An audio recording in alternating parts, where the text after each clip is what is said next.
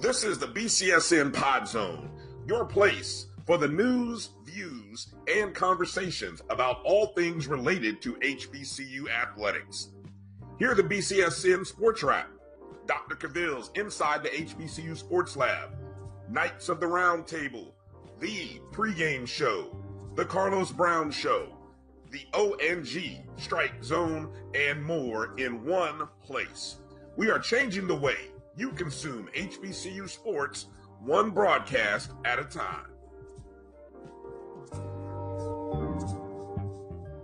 Maureen is saving big holiday shopping at Amazon, so now she's free to become Maureen the Merrier.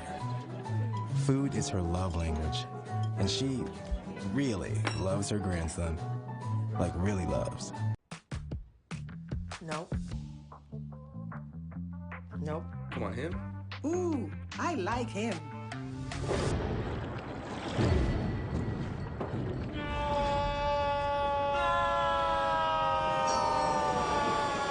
Quick, the quicker picker-upper. Bounty picks up messes quicker, and each sheet is 2 times more absorbent, so you can use less. He's an 8. He's a 9. Bounty, the quicker picker-upper.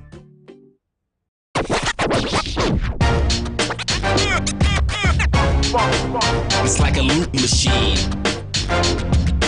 All around town, people trying to get down. You see, Head & Shoulders has scalp shield technology, protects against flakes, even between washes. It's never not working. Kind of like us. Number 15? Never not working! I don't like this one. Me neither. Let's get out of here. Head & Shoulders scalp shield, never not working. It's never too early to plant the seed, to share the tradition, and instill a sense of pride in your HBCU with your little ones.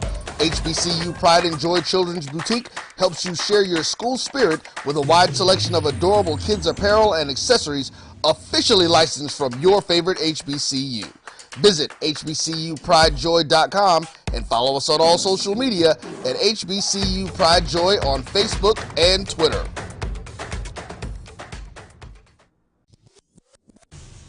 Follow the Black College Sports Network on social media at MyBCSN1, the number 1, on Facebook, Instagram, and Twitter at MyBCSN1.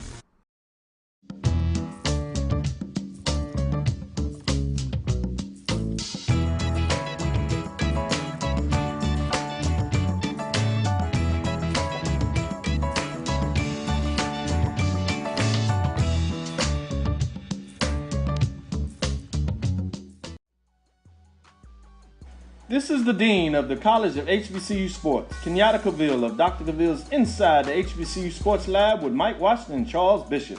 Come mix it up in the lab where the course lecture is in session every Tuesday from 6 o'clock p.m. Central Standard Time on Facebook Live, YouTube Spreaker, or the BCSN app, as we discuss all things about the HBCU sports culture, including exploring the week that was in the sporting HBCU diaspora, as well as the upcoming week of HBCU sports.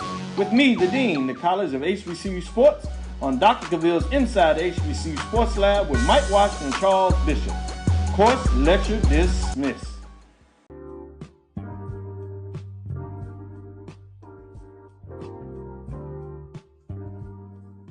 This is the BCSN Pod Zone, your place for the news, views, and conversations about all things related to HBCU athletics. Here are the BCSN SportsWrap, Dr. Cavill's Inside the HBCU Sports Lab, Knights of the Round Table, the pregame show, the Carlos Brown Show, the ONG Strike Zone, and more in one place. We are changing the way you consume HBCU sports, one broadcast at a time. Maureen is saving big holiday shopping at Amazon, so now she's free to become Maureen the Merrier. Food is her love language, and she really loves her grandson. Like, really loves. Nope. But my beats, they are hard.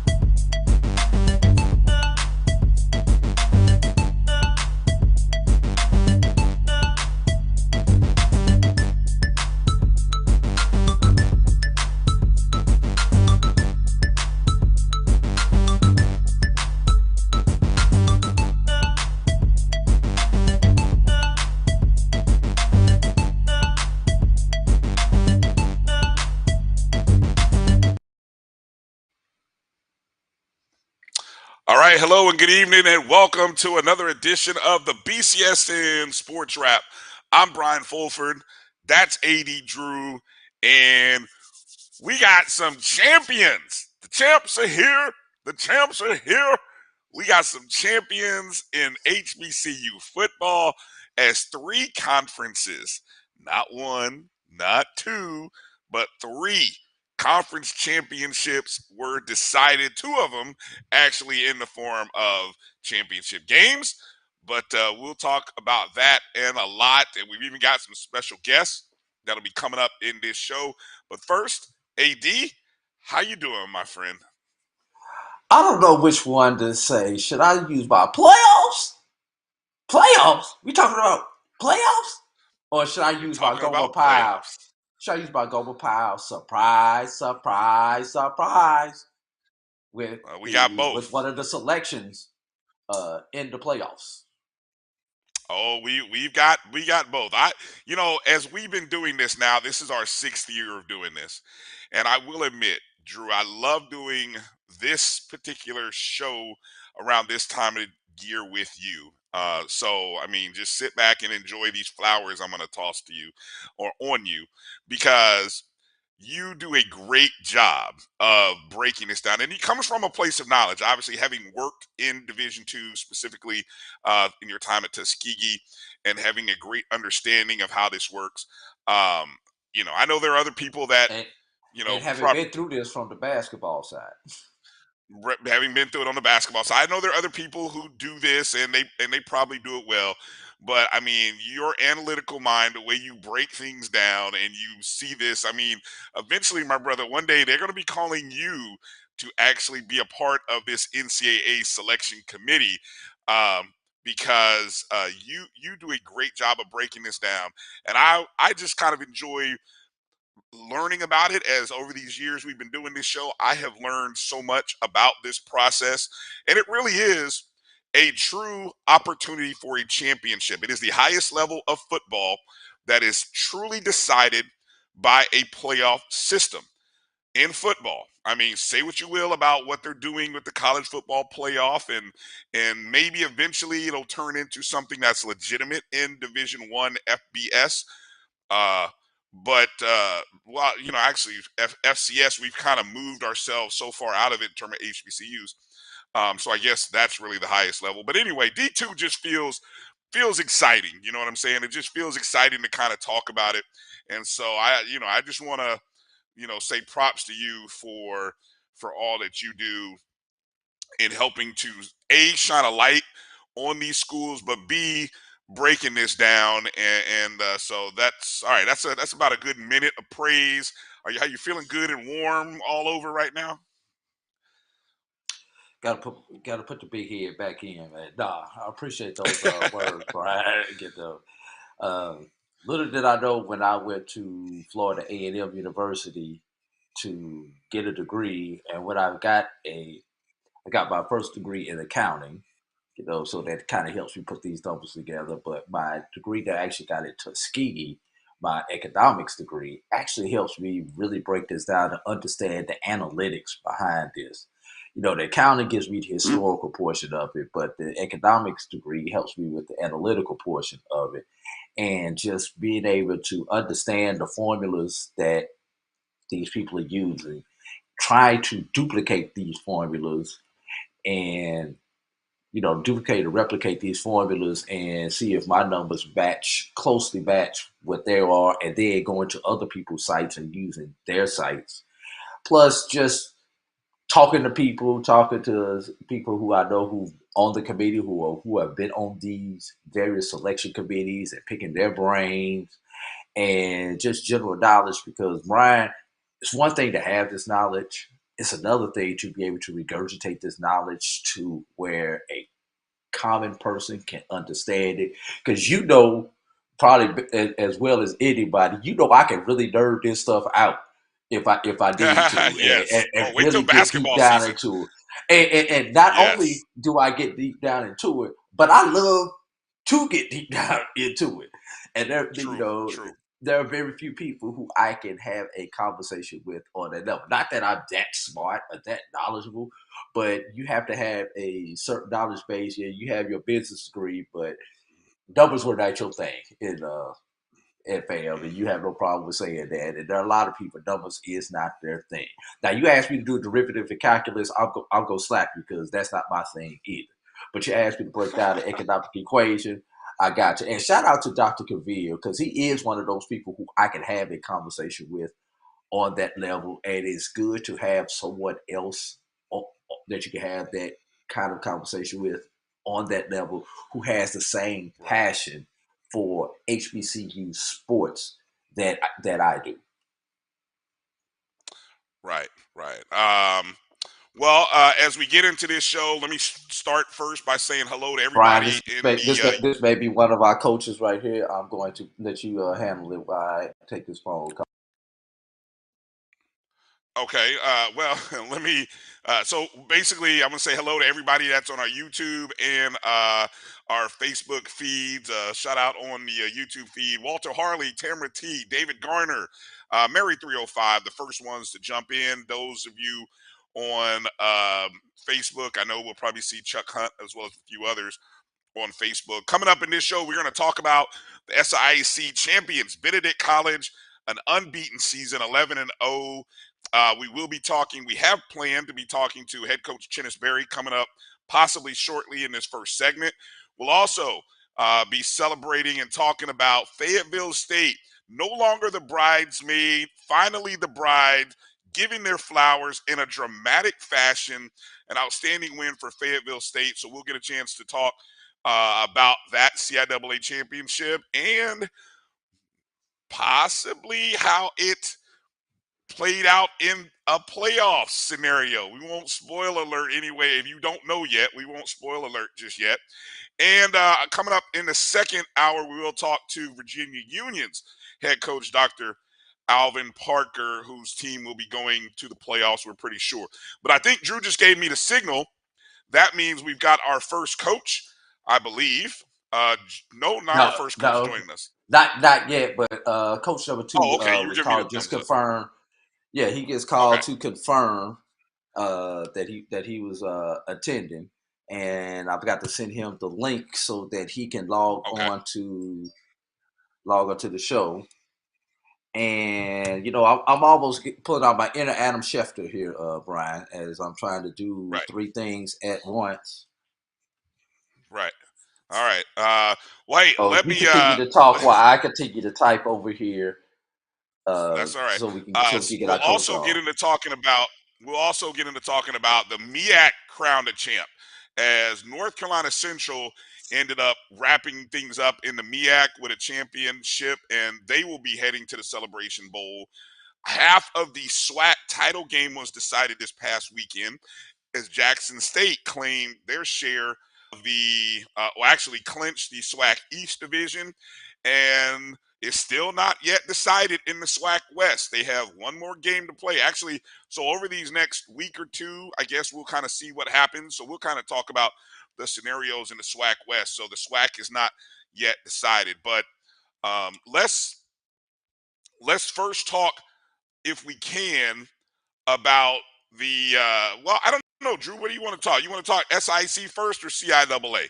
Because let's talk about the championship game that no one saw in the SIAC.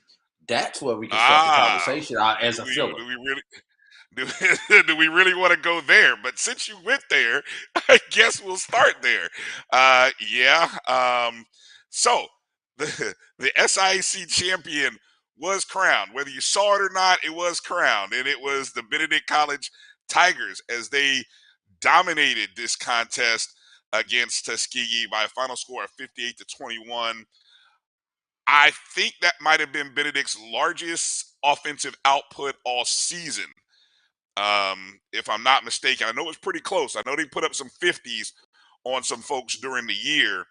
And they held Tuskegee, who was coming in a very hot team, winners of 8 in a row, holding them to 21 points. The Tigers had a season high 573 yards of total offense and held Tuskegee to a season low, 41 yards rushing. The Golden Tigers had 242 yards of total offense, only scored twice on really two long passes, a 75 and a 66-yard touchdown. So it was, I mean, we have seen explosive games this year by Benedict. Well, that's what we got for a championship. And Eric Phoenix was probably at his best. He was 19 of 29, 313 yards and 2 touchdowns with 1 interception. In terms of the offense, Benedict's defense recorded 7 sacks, 3 of them by Lubert Danellis, who was the SIAC Defensive Player of the Year. They held Tuskegee to 1 of 12 on third downs, 1 of 4 on fourth down. I think we talked about that. Any of you listened to our preview show, we talked about how stingy that defense was in those spots, and true to form, they lived up to it. And so, I mean, we're not going to spend time going through the statistics because they are what they are. It was a dominating performance. Might have been one of the most dominant performances we've seen in a championship, SIC championship game. Or not seen. Are not seen. Yeah, okay. So as we talk about that, you caught that. Yeah, so I guess there were some issues. That game was supposed to be broadcast on ESPN Plus. I don't think it did go out live. ESPN 3, which essentially is the digital platform, but it did not go out live. I think it did. And as of this morning, I did not see it on the replay portion of it. I'm not saying it has not made it up yet, but when I checked this morning, I did not see it listed under the replays. Yeah. So that's a bad beat for somebody, but that's not our worry. Sucks for those of you who could not make it to Columbia. Tuskegee fans are probably like, hell, I didn't want to see it anyway. It's probably good I didn't see it, so that way it saved me some headaches and a few drinks. So you probably came out okay, Tuskegee fans, but I'm sure you would have liked to have seen your team. Yeah. Win or lose, Tuskegee fans will support their team. Obviously, you're going to get a lot more when they win, but that was just it was a bad situation that some people took. I won't say took advantage of, but some people did some quick thinking on their feet in order to try to get the broadcast out. First, we're going to start off with the SIAC conference. Once they got word that the signal wasn't going out, realized it wasn't going out. It was cell phone video, but someone upstairs decided to, up on the roof, set a camera up and film the game from the roof of the press box, president suites, and everything else. No audio, anything else. Just a stadium shot, a huddle shot, as I like to call it. Those of you all who deal with high school sports and deal with the huddle platform know what I'm talking about. And that's what it was. But at least you were able to see something. While and at the same time, okay. No, I was just going to say, I'm sure all of this brought out the crowd that is always ever present in broadcast that love to complain. Oh, what's wrong with this broadcast? Oh, I can't see the numbers. Oh, I can't hear the video. That crowd, Well, I don't even know. I think there was more people who were complaining about the fact that the game was not going on than any of that other stuff not going on the platform it was supposed to be going on. So you had that. Then you also had the fact that the Tuskegee broadcast team was there in the house. They came to the game. They came to the game to be fans for a change. We're not oh my goodness. expecting. So they didn't even come to broadcast. Oh, no, my they were not doing radio. They were not doing home radio. Oh, they were not doing road radio for this game. They were coming to the game to be fans for a change. And you and I both know, Brian, when you are on that side of the platform for so long, every now and then it's great to go to a game and just go to a game and not work. That lasted about 2 minutes. So they scrambled. Did they end up? They went Facebook live. Now they did Nice. not. They didn't move the phone or anything else like that. They just took a shot of the logo, and you can see from about the 40 to the 40, so that they wouldn't breach any type of contracts or anything that the SIAC had with ESPN. But they essentially did a radio broadcast on Facebook Live, so that the fans in Tuskegee, Alabama, could go. Now, mind you, you and I both know this, and we've been around that Tuskegee broadcast group.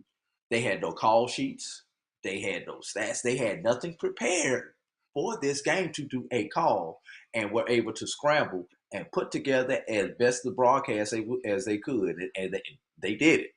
No spotter, nobody had field glasses. I mean, none of the stuff that you would normally have to do a broadcast. Well, And look, I popped in at halftime of the radio broadcast. And, I spent about 5 minutes on the broadcast with them.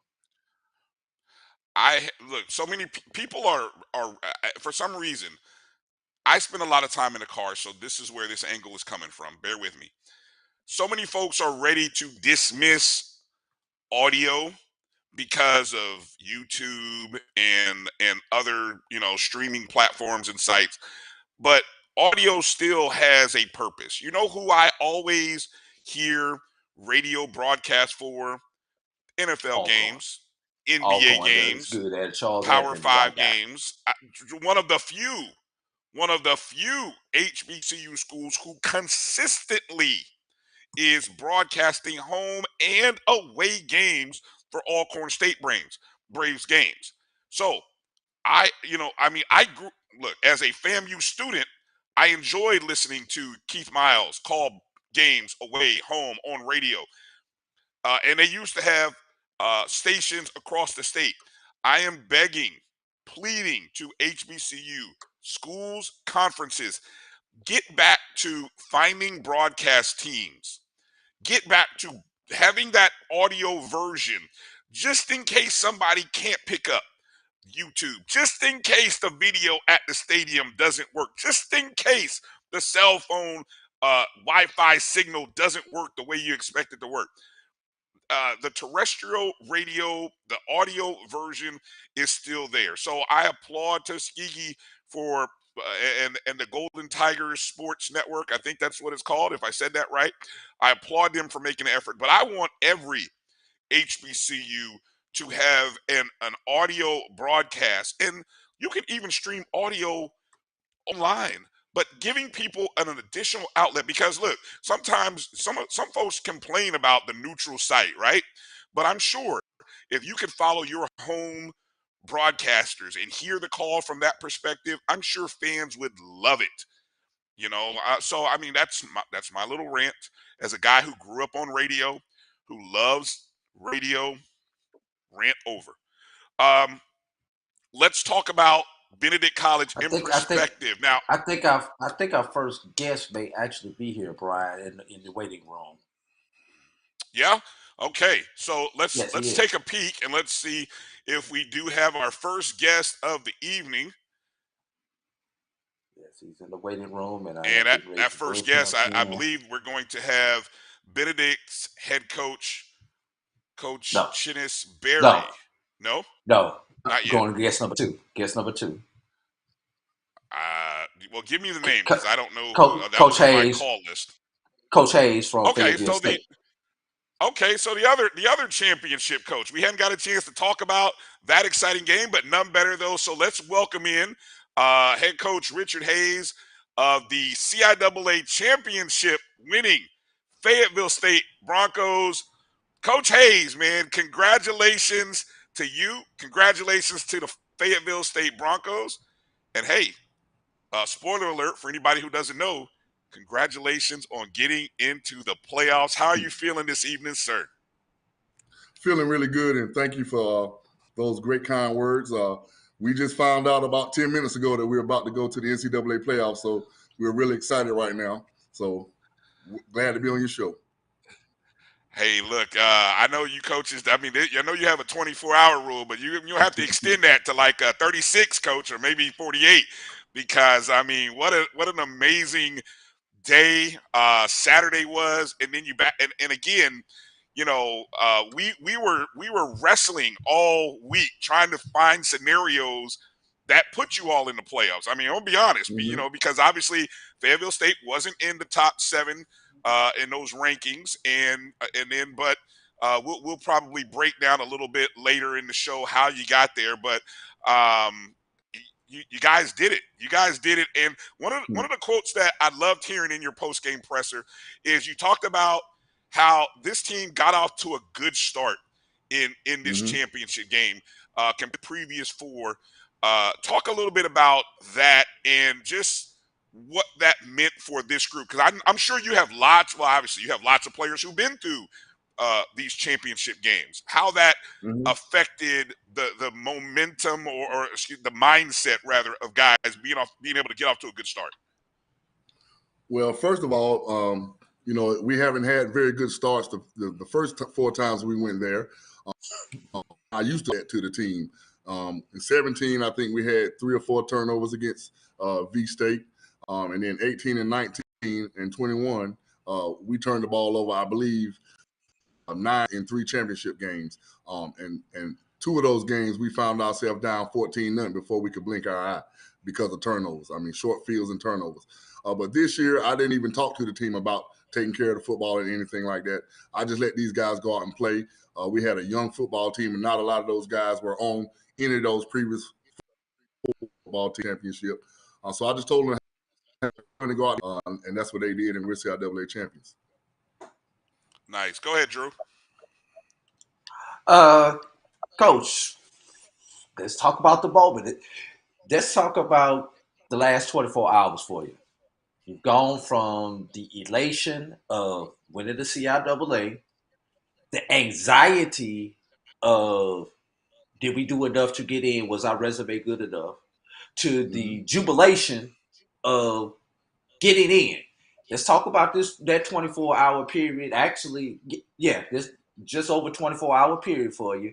And then when you wake up in the morning, and knowing most coaches, you probably won't go to bed till about 2 or 3 o'clock in the morning tonight. But when you wake up tomorrow, what is next as you prepare for your opponent?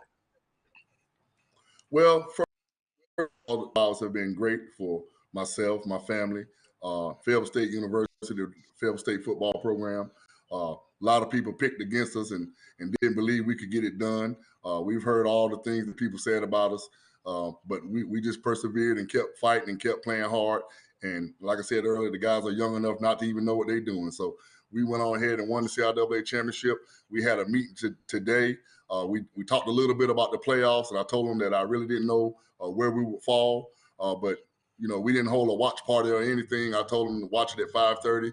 And if you name, I'll see you tomorrow. So my phone started blowing up, and it looks like the players found out before I did. And they seem like they're excited about it and ready to go. So here we are. Coach, I want to. Oh, go ahead, Drew. You got another follow-up? Go ahead. Go ahead, Jose. Well, I was going to come back. I was going to come back to this game and this team because you made the decision midway to go to a freshman quarterback, and you know I heard you guys talk a little bit about that, and talk a little bit, if you would, about making that change in the midseason, and I think that change came right after the Virginia Union loss, if I'm not mistaken. Talk a little bit about that change and just for your veteran team. I mean, Coach, you got a veteran. I feel like it's a veteran squad. I mean, I know you lost some key guys, but you have guys who have been in the battles for years. So to be able to turn to a freshman, talk a little bit about that young man, Damari Daniels, and what that means for him, but more so your team to be able to rally behind him. Well, first we made the change the week after we played Chowan. We won the game 13-10, and we didn't really perform well offensively. We jumped out on them 13-0, and then they blocked the extra point, put 2 points on the board, And then later on in the third quarter, they scored or whatever and got another 2-point conversion, made it 13-10. But we were really stagnant on offense. And, that Sunday, offense gave me a call and the offensive staff had met. And we had been talking about it. I gave him a hint a couple of weeks before that we need to start taking a serious look at Damari. And then that week came, homecoming week came, and we decided to make the change. Davis would alternate series. You get 2, then you get the next 2, how we worked it out. And those guys took it and ran with it, and the team and got the team. And they really gave our offense a spark. We had been playing really solid on defense. And here we go. 7 wins later, we're CIAA champions. Mm-hmm. And as it relates to Damari, man, he's a young kid, straight out of high school, has a great upbringing, a great mom and dad. His brother plays for Shaw University. I know they tried to recruit him a little bit, but, we walked all and we knew that we had something special. It was just a matter of him understanding the speed of the game of college football and processing the playbook and things like that. But when we felt like he was ready and it was time for us to make the change, we made the change. Mm-hmm. Go ahead, Drew. All right, Coach. Let's talk about your opponents. We take a look at the bracket here. Delta State. Delta State started out when the rankings came out. They were the number 1 seed. They dropped down to the number 2 seed. Tell us what, if anything, you know about Delta State. And for those who do not know, Delta State hails out of Cleveland, Mississippi, and they are in the Gulf South Conference. And the GSC has been a perennial player in the Division II playoffs, usually getting one of their teams to the Final Four every year for about the last 5 or 6 years, including West Florida as champion recently and Valdosta State recently as one of those champions. So if you would tell us what, if anything, you may know about Delta State at this early stage. Well, I really don't know a lot about Delta State. I know they're a perennial powerhouse and they're always in it. I believe they've won it a couple of times, but we have never had any film exchange with anybody that has ever played those guys. So we're going to have our hands full trying to get film, rally the film up, and break it down in the next couple of days and get our game plans together to try to get down here and get ready to put on a good show. And speaking of those game plans, going into an opponent like this that you have, not only do you have very little film on or experience playing, not sure if anybody on your coaching staff has ever coached against this particular team, but most of the people in your own conference who will be rooting for you probably have not played them either. So when you put your game plan together, do you focus on your opponent, their strengths and their weaknesses, and try to count on them? Or do you just focus, we're going to do what we do well, and we're going to roll with that? Which philosophy do you take into a game like this? Well, we've always had to focus on our sales approach. And we feel like we teach very good fundamentals, particularly on our out of a very high scoring offense and things like that. But we just rely on our fundamentals and the way we teach our guys through our skills and drills and our daily work processes. We feel like, we're just as good as coaches as anybody. And there's, our defensive scheme is just as good as anybody's. Let me add here, as we're talking about, obviously, going up against the Gulf South for this year and Delta State. The scheduling in the CIAA changed this year, if I'm not mistaken. Mm-hmm. And Drew, you went to an 8-game schedule this season. Mm-hmm. Do you feel like that had a positive? Well, I guess let me start by saying, what were your thoughts initially going from 7 to an 8-game conference schedule?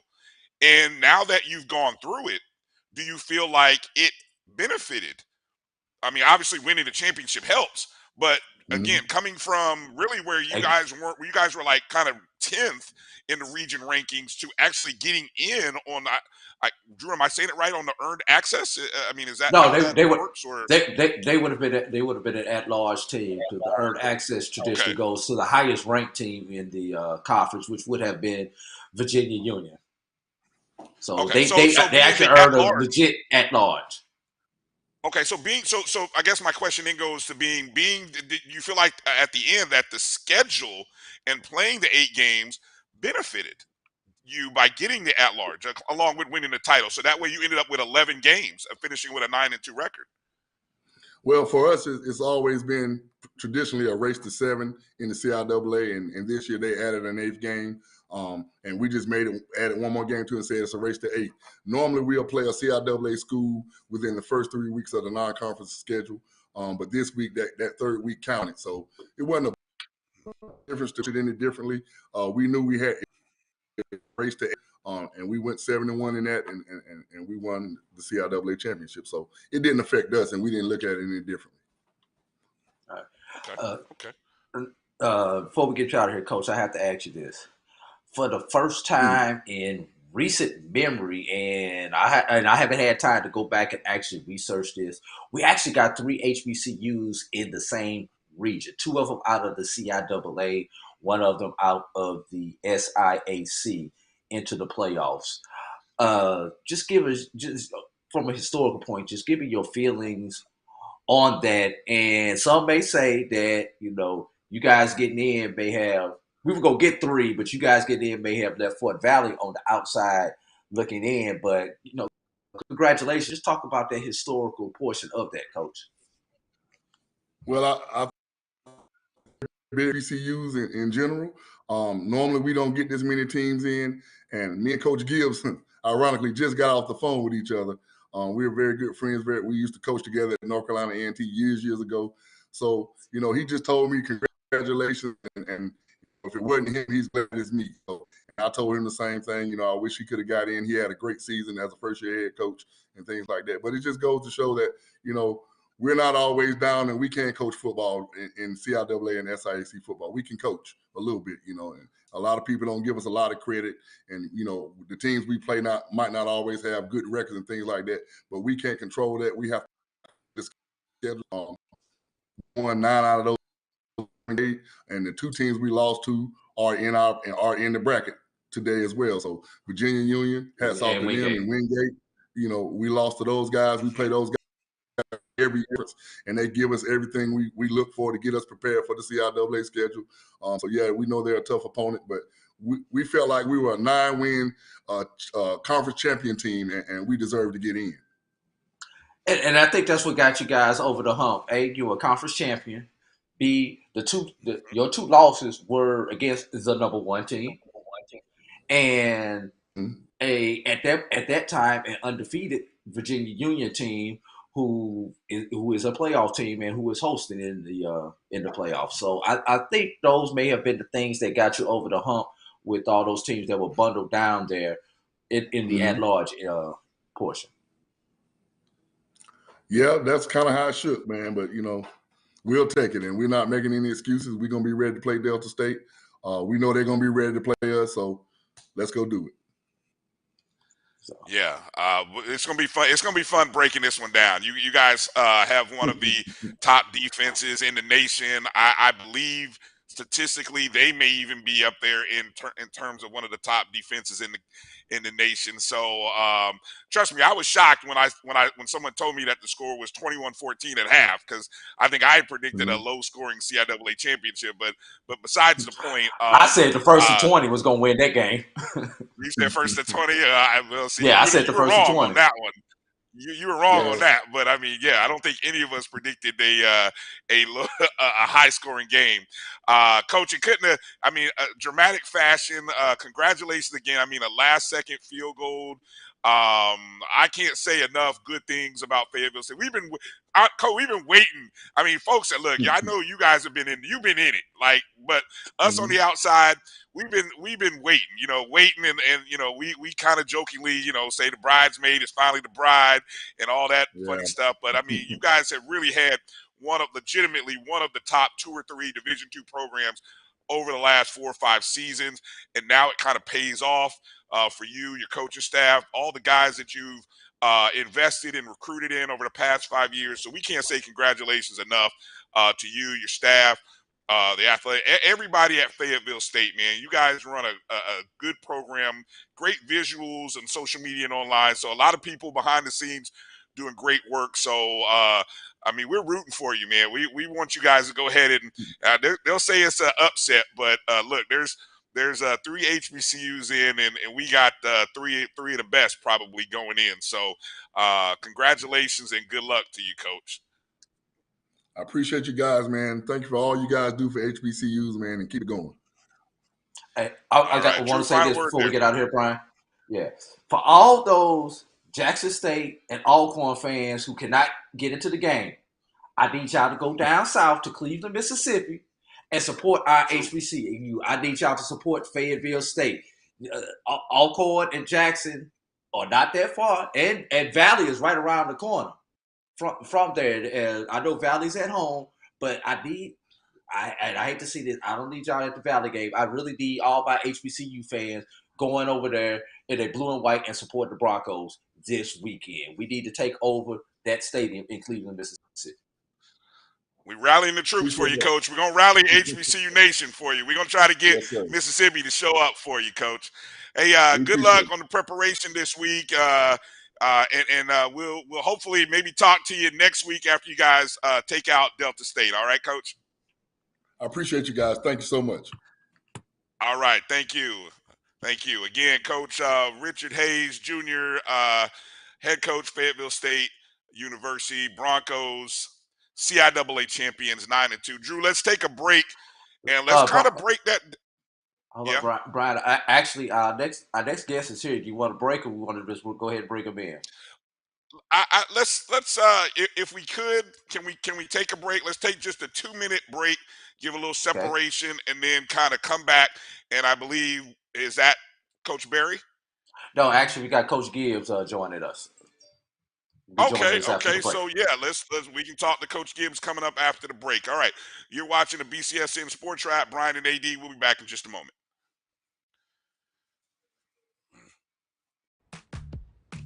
Nope. Nope. Come on, him. Ooh, I like him.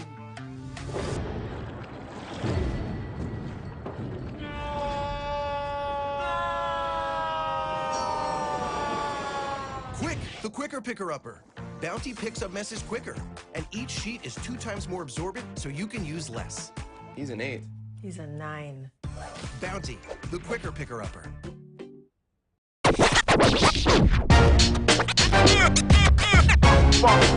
It's like a loot machine. All around town, people trying to get down. You see, Head & Shoulders has scalp shield technology, protects against flakes, even between washes. It's never not working. Kind of like us. Number 15? Never not working. I don't like this one. Me neither. Let's get out of here. Head & Shoulders scalp shield, never not working. It's never too early to plant the seed, to share the tradition, and instill a sense of pride in your HBCU with your little ones. HBCU Pride and Joy Children's Boutique helps you share your school spirit with a wide selection of adorable kids' apparel and accessories officially licensed from your favorite HBCU. Visit hbcupridejoy.com and follow us on all social media at HBCU Pride Joy on Facebook and Twitter.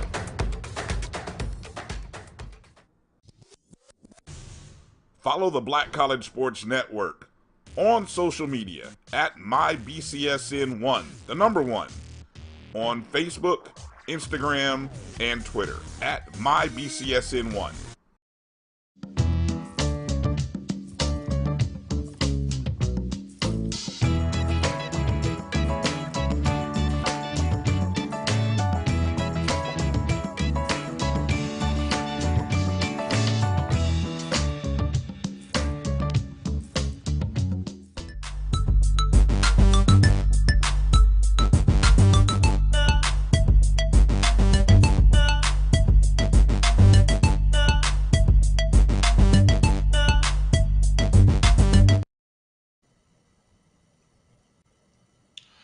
Welcome back to the BCSN SportsWrap. Bryan and AD here, and joining us right now, the head coach of Fort Valley State, Coach Sean Gibbs. Coach, thank you for taking time this evening to come on and join us. As we were just saying offline, we were hoping that it would be, talking about this in different circumstances, but all the same, congratulations on a great season. Thanks for coming on tonight. Thank you. Thank you for having me.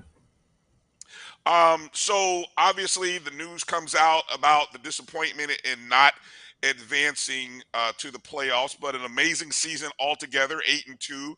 I think if I recall, preseason kind of had you predicted middle of the road, maybe 5-5 or somewhere in the middle of the pack. So you according to the preseason prognosticators, you overachieved. But I was telling people I didn't think that'd be the case because I knew what you guys had in terms of that running back, Mr. Wilson, and so I knew that you guys were going to be in the hunt.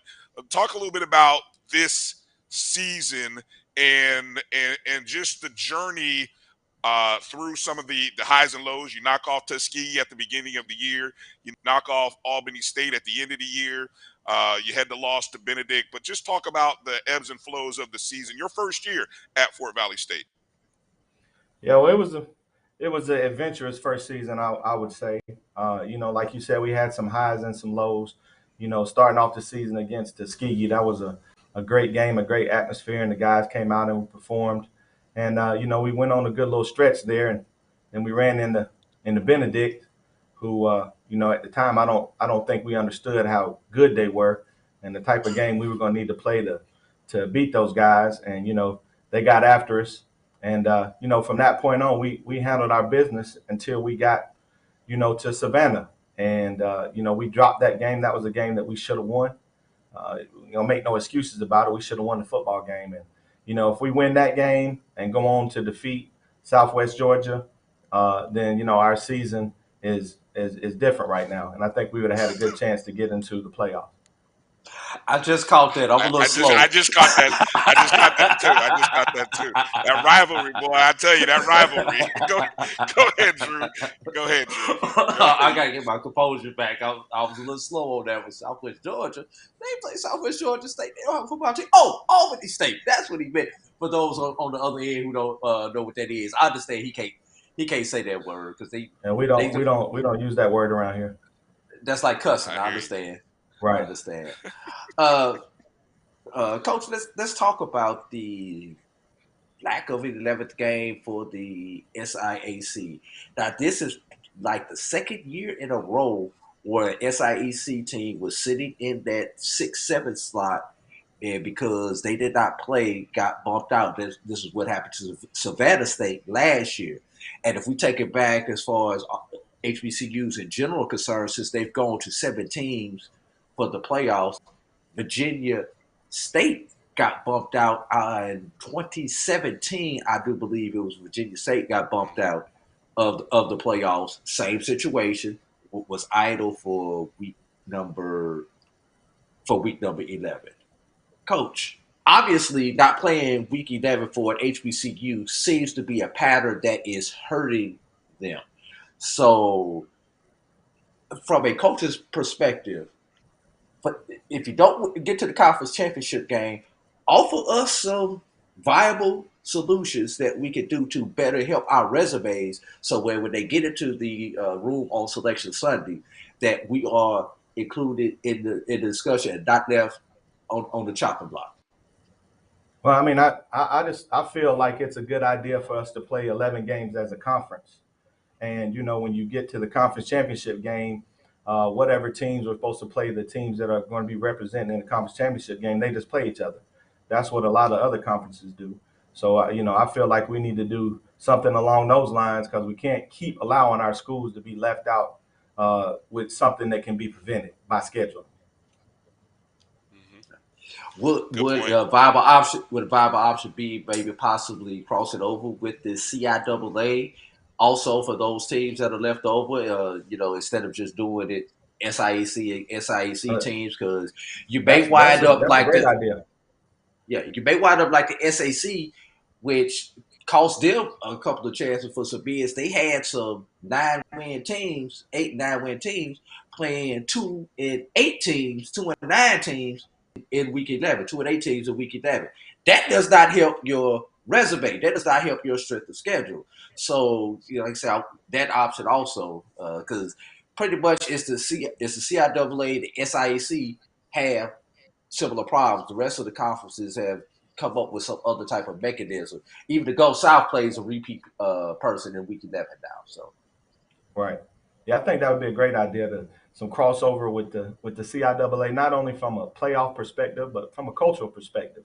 from an HBCU perspective. I think that'd be good for the culture. Get some crossover games, get some people that aren't used to playing. I don't know when the last time Fort Valley's played Winston-Salem State or somebody like that. I think it'd be good for the culture. I've been pushing for that every year, Coach. Early in the non-conference, I've been pushing for an SIAC versus CIAA week, and maybe one day it'll happen. As more coaches think about it, and especially even if it has to happen at the end of the year, even better. But it'll happen. I think it'd be a great marketing opportunity, as you said, for everybody. Let's go to talking a little bit about Emmanuel Wilson, if you will. He came in with a great resume because he had a great, outstanding, true freshman year at Johnson C. Smith, where I believe he was a CIAA Rookie of the Year or Freshman of the Year. Then he transfers to Fort Valley. You get an opportunity to work with him. Your resume speaks for itself with all the great backs you worked with at North Carolina A&T. I got to ask you, I'm sure you've been asked, how does Mr. Wilson compare to the other great backs that you have worked with, and what are those similarities or differences? Well, he definitely compares. I would say that one thing that's different about him is he's bigger than any other backs that I've coached. But he's in the same category with those guys. Now, he's not as dynamic as Tariq, but he's productive. He can catch the ball out of the backfield. He's capable of being a pass protector. He can be a 3-down back, and I think that he's a guy that the NFL should take a serious look at. I think he's the best back in Division II and one of the best running backs in the land. Period. True. Let me, by the way, quick side note, I don't know if it's a friend or maybe just somebody curious, Eleanor Johnson on YouTube wants to know if you're going to be in Atlanta for the Celebration Bowl. Do you have plans to travel to Atlanta for the Celebration Bowl? I already got my tickets and my room. I gotta be there to support my school and my teammate, Coach Oliver and Coach Cord, Coach McCray. I work with a lot of those guys, coach some of the guys at Central, so I'll be there supporting. Okay. Yeah. So look, before I ask you about them, break down. You mentioned having played Benedict, and you mentioned maybe not being ready for them as you've watched their journey.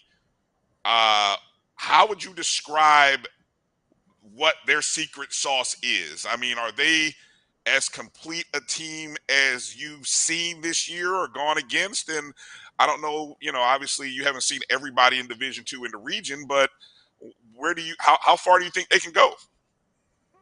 Well, I think they're the number one seed for a reason. I mean, I think it starts at the top. Coach Berry's done a great job coaching those guys. The culture that they have at Benedict is, I think, what makes them tick. Offensively, the quarterback, Phoenix, he causes a lot of problems because if things break down, he can pull the ball down, and he's one of the best athletes on the field. They have two capable running backs. They got a big, strong offensive line that's physical, and they got big, tall receivers that can make plays. So offensively, they can do everything, and then defensively, they just get after you. The defensive line is physical, and they're fast. They're active. The linebackers run to the football, and the secondary plays as one. So, I think they're going to be a hard team to put out. I think they can make a run. They're well-rounded. Nice. Drew, go ahead. Coach, I did an article last week on D2Football.com as the SIAC reporter, talking about you guys' resume and trying to put it out there, hoping somebody on the committee would read my thoughts on you guys and some of the accolades you guys had. And one thing that stuck out to me besides Emmanuel Wilson when I was doing my research for the article was this quarterback named Kelvin Durham. Talk about him. He had to be in the conversation for SIAC Player of the Year. Now, SIAC Player of the Year, you still won the Offensive Player of the Year with your guy, but Kelvin Durham had his own resume that he submitted to the selection committee also for that. So just talk about him and what he means to your team. KD's done a great job of coming in and leading us. He's only a freshman. So the best is yet to come with with KD. He's just a freshman. You know, out of Miami, one of those typical Florida guys that's just a football player. I mean, he's got command of our offense.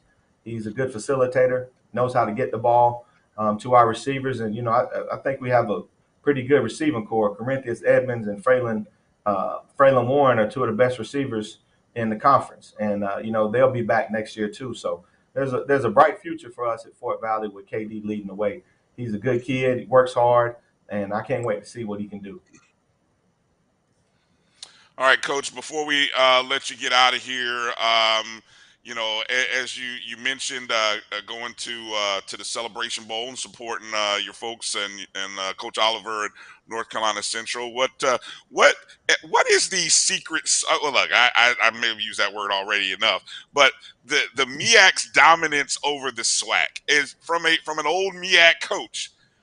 What is it? Is it the, you know, we debate about and talk about this offline on Twitter all the time, us Twitter hacks.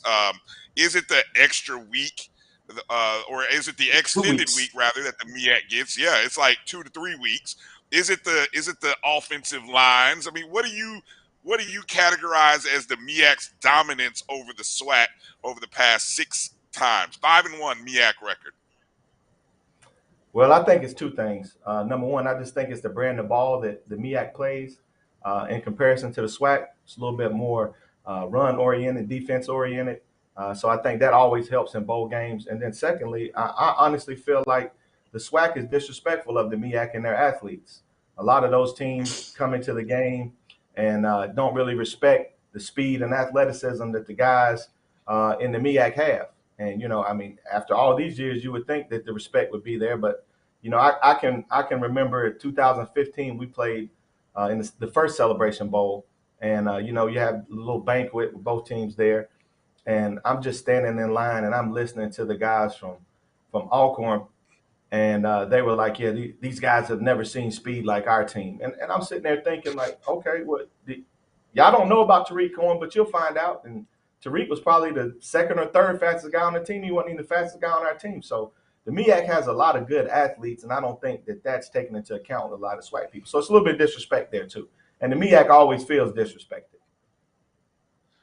All right. So see, folks, there you go. So see, add that to the board of what it's looking like. And truly, North Carolina Central punched their ticket, and we all presume that Jackson State will punch their ticket. Although, I mean, you know, it's football. Nothing is guaranteed just yet. It'll be Jackson State. Oh, okay. Oh, he's calling it early. Okay, he's calling it early. All right. Well, look, hey, that's gonna be. I'm telling you, we had a great crowd last year for South Carolina State and Jackson State. I think this will be even more this upcoming year. The whole state of North Carolina will be there because, you know, y'all folks in North Carolina, you made this trip several times. So, you know, it'll be interesting to see if Aggie Nation gets behind North Carolina Central, though. That's what I'll be interested to see. I don't know about that. Hey, Brian. The rest of the MEAC is just wondering if somebody without the name Carolina in their name would ever represent the MEAC, because it's been North Carolina A&T, North Carolina Central, and South Carolina State. It's always been one of the Carolina schools that's come to the dance every year. So, Coach, with that, any last words you want as we get ready to get out of here, Coach? Well, I just, you know, number one, I want to commend all the coaches that did make it. Coach Parker at Virginia Union did a great job. Coach Berry getting the #1 seed, and Coach Hayes winning the CIAA and getting in the playoffs. So I think we all need to get behind those guys in the HBCU world and pull for one of them to come out the region and represent us in the national championship. That's what the goal is. Hopefully one of our guys can pull it out. All right. We appreciate your time, Coach. And speaking of Coach Dr. Alvin Parker, he'll be coming up at the top of the hour. We'll be talking to him, and we're still trying to reach Coach Berry, see if Coach Chennis Berry is going to join us also on this podcast. So you're here listening to the BCSN SportsWrap. Bryan, AD, current special guest Coach Sean Gibbs. We'll be right back in just a moment.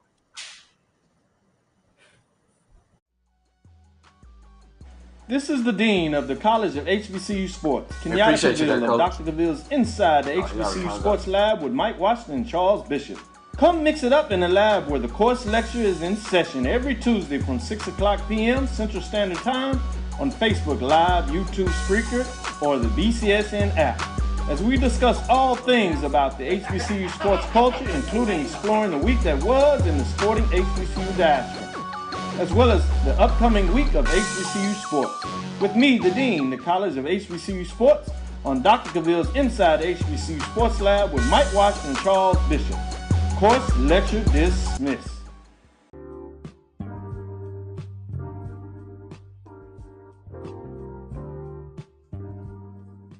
This is the BCSN Pod Zone, your place for the news, views, and conversations about all things related to HBCU athletics.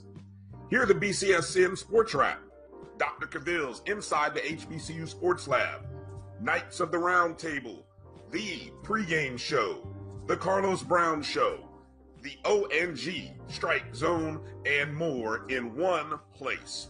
We are changing the way you consume HBCU sports, one broadcast at a time. Maureen is saving big holiday shopping at Amazon, so now she's free to become Maureen the Merrier. Food is her love language, and she really loves her grandson. Like, really loves.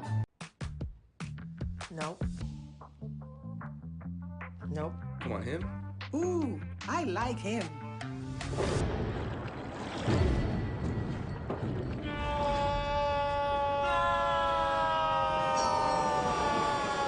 Quick, the quicker picker-upper. Bounty picks up messes quicker, and each sheet is 2 times more absorbent, so you can use less. He's an 8. He's a 9. Bounty, the quicker picker-upper.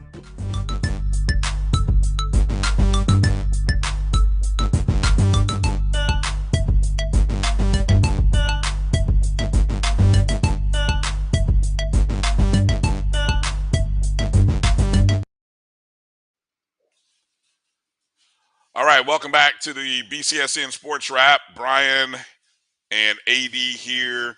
Again, got to give a shout out to Coach Hayes of Fayetteville State and Coach Gibbs, Fort Valley State, for joining us in the first hour of the show. Coming up in probably shortly, I know we'll have Virginia Union head coach Dr. Alvin Parker, and we're still possibly working on trying to get Coach Chennis Benedict. So while we're waiting on that, still got a lot to talk about. We haven't even got to the MEAC and SWAC. Another one of those calls, Ryan. Yeah, so while you're doing that, and I know you don't have the graphic, but I will go through just some of the, as Drew talks to the coaches there.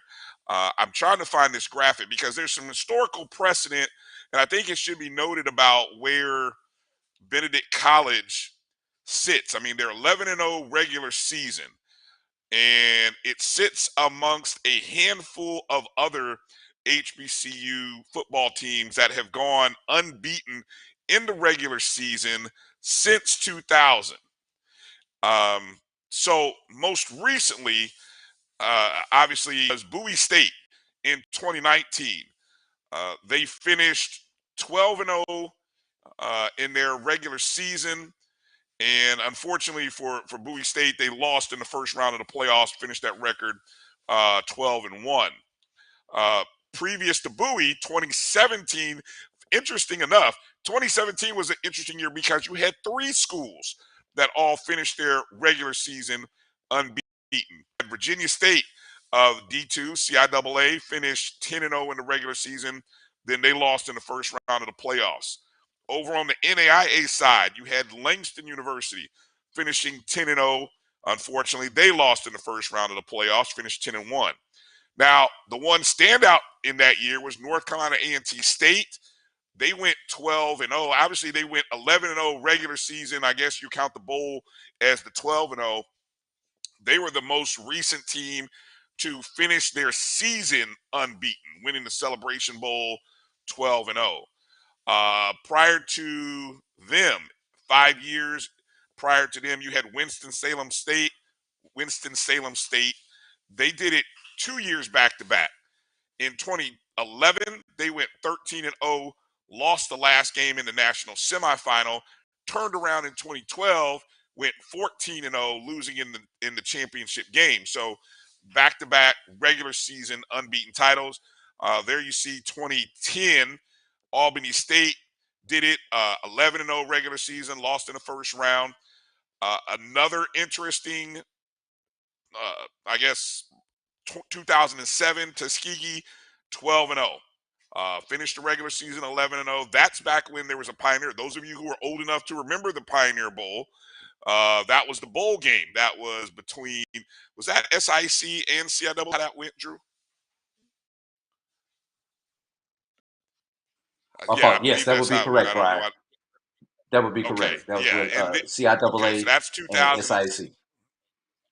Yeah, 2007. Then 2006, you had North Carolina Central, 11-0. Now, I believe this is the North Carolina Central that was at that time in the CIAA. They were Division II. So this is henceforth before the asterisk. Yeah, okay, that's what the asterisk is for. Okay, Hampton would qualify too because the year before, Hampton was in the CIAA, 2005. They went 11-0 regular. They were MEAC at that point. Hampton was MEAC Were at they that really? time. Yes, Hampton came. Okay, my mistake. They went. Okay, so yeah, we were in school. Hampton, we were in school, Brian, when they came into the MEAC. That, you know what? You're right. Good call. So Hampton went unbeaten, 11-0 regular season, lost first round playoffs 11-1. Albany State, 2004. So they went 11-0. So I don't show. Look, again, this graphic was meant to sort of give flowers to Benedict amongst all the other regular season unbeatens. It wasn't to, meant to show that, hey, we don't have much success in the first playoffs. Joining us right now, the head coach of Virginia Union University, Dr. Alvin Parker. Coach, how you doing? Congratulations on making it to the playoffs. How you doing this evening? I'm great. How about you guys? Thanks for inviting me on, and I really appreciate the love. Yeah, definitely. Always hey, thanks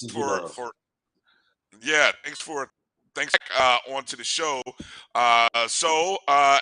Let's start by obviously there's a you had a chance to watch the CIAA championship between Shawan, Fayetteville State. I'll give you, what are your thoughts on that outcome, that game, and just Coach Hayes and Fayetteville State finally getting it done? I think it was a good game. It was kind of the buildup of what's kind of been happening in the CIAA all year long. Those type of games, those type of close games, it just shows the amount of parity that we have in this league and the amount of good teams that we have in this league. Juwan did a good enough job to get there. Fayetteville did a good enough job to get there, and those guys battled it out, with it coming down to the last play. So, happy to see, a tough game, and again, just people getting to see the brand of football that we play here in the CIAA. Yeah. What have you done over the past, I guess, week or two to sort of, after you beat Virginia State, was there any thought of playing an 11th game? I know we have kind of predicted and thought that you in regardless. Was there some consideration of playing an 11th game? It wasn't. We felt like we kind of know the formula now, and looking at the formula, we felt like we had a good enough body of work. So it's a lot of numbers that kind of go into that thing. So when you're scheduling and when you're kind of putting some things in place, you got to do those on the front end, so you won't necessarily have to catch up and do things on the back end. So and maybe about 2-3 years ago, we thought we had to do something to that nature. In my first year here, because, again, we were just kind of learning the formula and putting everything together. But this year we felt good about it. We felt good about everything we've done during the season. And, we, at that point, going into what was we considered week 11, we just said, you know what, we played 10 straight. A lot of these other teams haven't played 10 straight, so it was kind of a defunct type of bye for us, so we were able to kind of get some guys back healthy and and get some extra things that we kind of polished up on just to kind of get ourselves a little bit better, so heading into what we felt like was going to be a big playoff run for us. All right. Drew, go ahead. So you just kind of explain what you did during that bye week, that unplanned bye week that you had, because obviously you went into the season thinking you were going to be playing in the CIAA championship game. And I know right now the calendar does not allow for it in most years. There are a couple of years when the calendar rolls around, we get an extra Saturday in there. But do you think maybe that's something that should be, if they could work it out, built into the schedule where you do have a built-in bye, just like in the FCS, they have a bye. Obviously, FBS, we know they have a bye. And a lot of the NAIA teams, they have a lot of them play 10 instead of 11 and use that week for a bye. Do you think that's something that Division II schools need to consider? Because they're one of the few, even high school gets a bye. They're one of the few people that play 10, 11 weeks consecutive, Coach. I think it's kind of up to the program, but I think people need to have the ability to be able to play 11 games if they want to, and you use it how you want to. I think from a coach's discretion, a bye might help you some way, and playing an extra game might help you some way. But I think you need to have that autonomy to say, you know what, this is what's best for our program. And again, some people needed that 11th game this year. But you got to kind of set that out at the beginning and say what's best. Some people might say, you know what, this bye might work best for us. But I think with the CIAA and the SIAC, it makes just a small amount of toughness in it just because we both play conference championships. Some of the other people that play conference championships has already kind of planned out a different way, like the South Atlantic and the PSAC. Some of those other leagues, they do some different things. But I think, giving your guys a chance to play as much as they can is just the model to me, So if you think an 11 game help you to get your guys that extra competition and get yourself pushed into the postseason or something like that, then whatever's designed to help you, I think it should be done. All right. Jada Byers, Hall of Hill candidate, and this is a discussion that we've had when I'm on the Virginia Union press conference on most Tuesdays. That is Tuesday. My days are running together. Most Tuesdays. All the Tuesdays. Yeah. So we've had this discussion, but people on this platform here have not been privy to this discussion.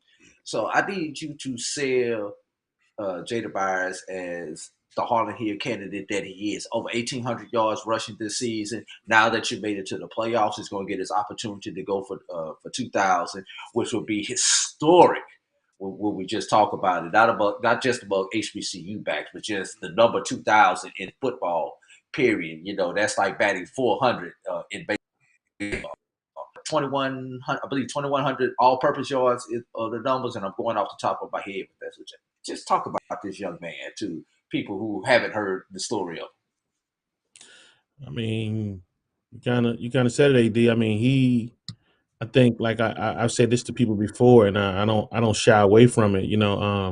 If the award is intended to be for the best Division II college football player, then it's not a lot of talking I feel like I have to do.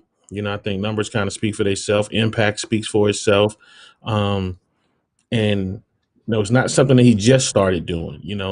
He had a great senior season, a great freshman season. So, that led up into a good, sophomore season for him that, he putting up these ridiculous numbers right now. So, lead the nation in multiple categories. And again, just his body of work, just what he's done, the leader in rushing, all-purpose yards, he's somewhere to the tops in touchdowns. I mean, like I said, if it's for the best college football player in Division II, then his name should be on that award at the end of the season. And let's talk about those guys who create those holes for him. Let's talk about that offensive line that you got right there over at Union. Well, we had a couple guys that that made all conference this year. And they did a great job for us. But we had a couple guys that we felt like didn't. That should have been up there. Guys like Mark Lawton, guys like Brian Gibson, those guys that anchor a lot of things down for us. Brian suffered a small injury close to the end of the season. But before that, he was one of our best offensive linemen. And getting it done. So Jada gives a lot of credit to those guys because he kind of know, what those guys do for him, so I mean, anytime you get a chance to watch Virginia Union, football, those guys up there moving people, and we like it, and those guys do a good job for us. So, a backbone of what we do. Speaking of watching Virginia Union football, I love go ahead, Brian. No. Go ahead, Drew.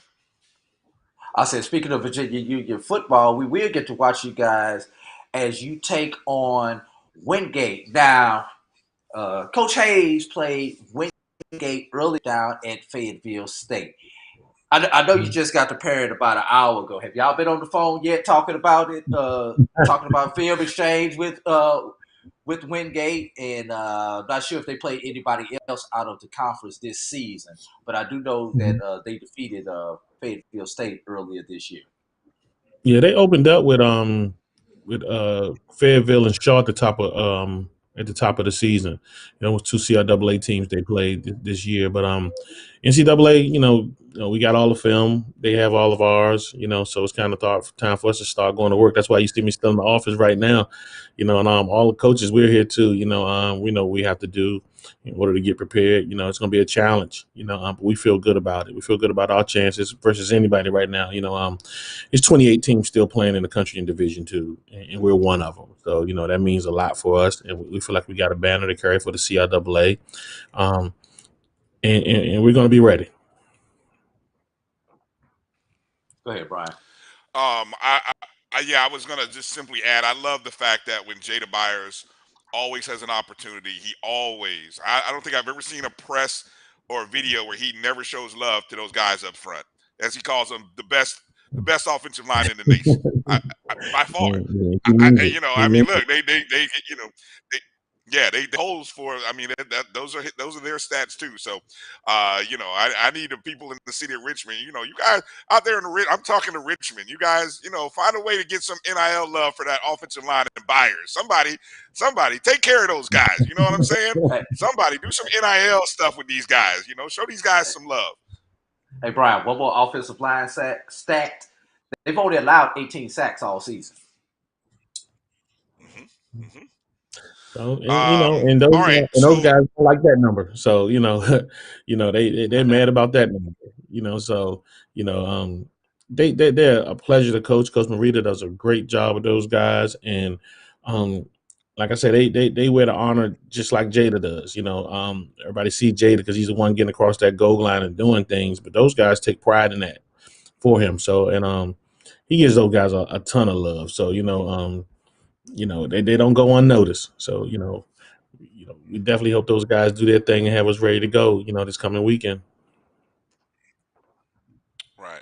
All right, Coach. Well, hey, we thank you for your time. I know Tuesday's press conference, Drew will be there. We'll be looking for you to share some insights after you've had a chance to watch 48 hours of watching Wingate. So we'll look forward to hearing some of your insights about them. And just good health and good luck this week. I know hopefully the city of Richmond and the surrounding area shows up, and you guys are hosting a playoff game. That's huge. And congratulations. That's can't say it any clearer than that. Good luck. I appreciate you guys. All right. Hey, I'm gonna put it out there, all right. Brian. Norfolk, you're not having a good season. Go ahead up the road. Hampton, you're not having a good season. Go ahead up the road. And for the other school in Virginia, I know y'all don't like each other, but y'all need to band together now and pull behind these brothers over here at Union. All of Virginia, all of Maryland, all of DC. I need y'all up in Richmond, Virginia, supporting these. I made the call to all my Mississippi HBCU brethren. I'm making the call to all my Virginia, Maryland, HBCU brethren. Let's go out. Let's support the Panthers this weekend up in Richmond. Virginia and the hosting. Everybody. The hosting, y'all. They are hosting. True that. Congratulations on that. That's huge. I'm sorry. All right. Again, Dr. Alvin Parker, head coach, Virginia Union. They will be hosting on Saturday against Wingate. I don't think we know times yet. I'm sure that'll be announced probably Monday. 1 o'clock. Oh, it's okay. Okay, so 1 o'clock Saturday. I think that's mandatory. Yep. Standard. Okay. Yeah. Okay. Standard 1 o'clock. Hopefully you have good weather, and we look forward to a good game, Coach. So congrats, and press conference on Tuesday. We'll be watching. Thank you. Sounds good. Appreciate you guys. Thanks again. All right. Shout out to Coach Dr. Parker for joining us. That's huge. So let's go through the brackets real quick, Drew. Let's quickly go through the brackets. You flashed it up a couple of times for people who don't know. We've got this is, now what region is this considered? This is Super Region 2. Super Region 2, therefore. So the number 1 overall seed is Benedict.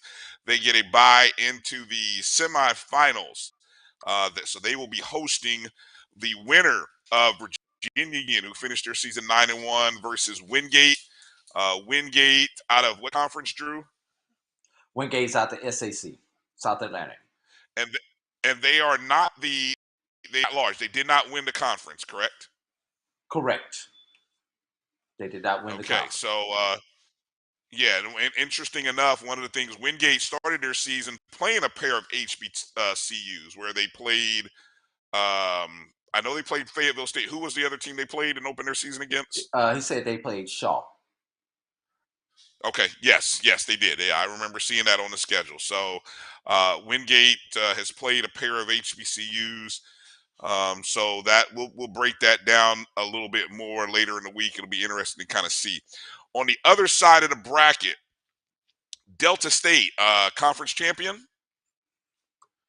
I need to double check that they were leading the conference. I need to double check that before I say yes. Okay. We can continue on while I looked it up. Delta State, the 2 seed.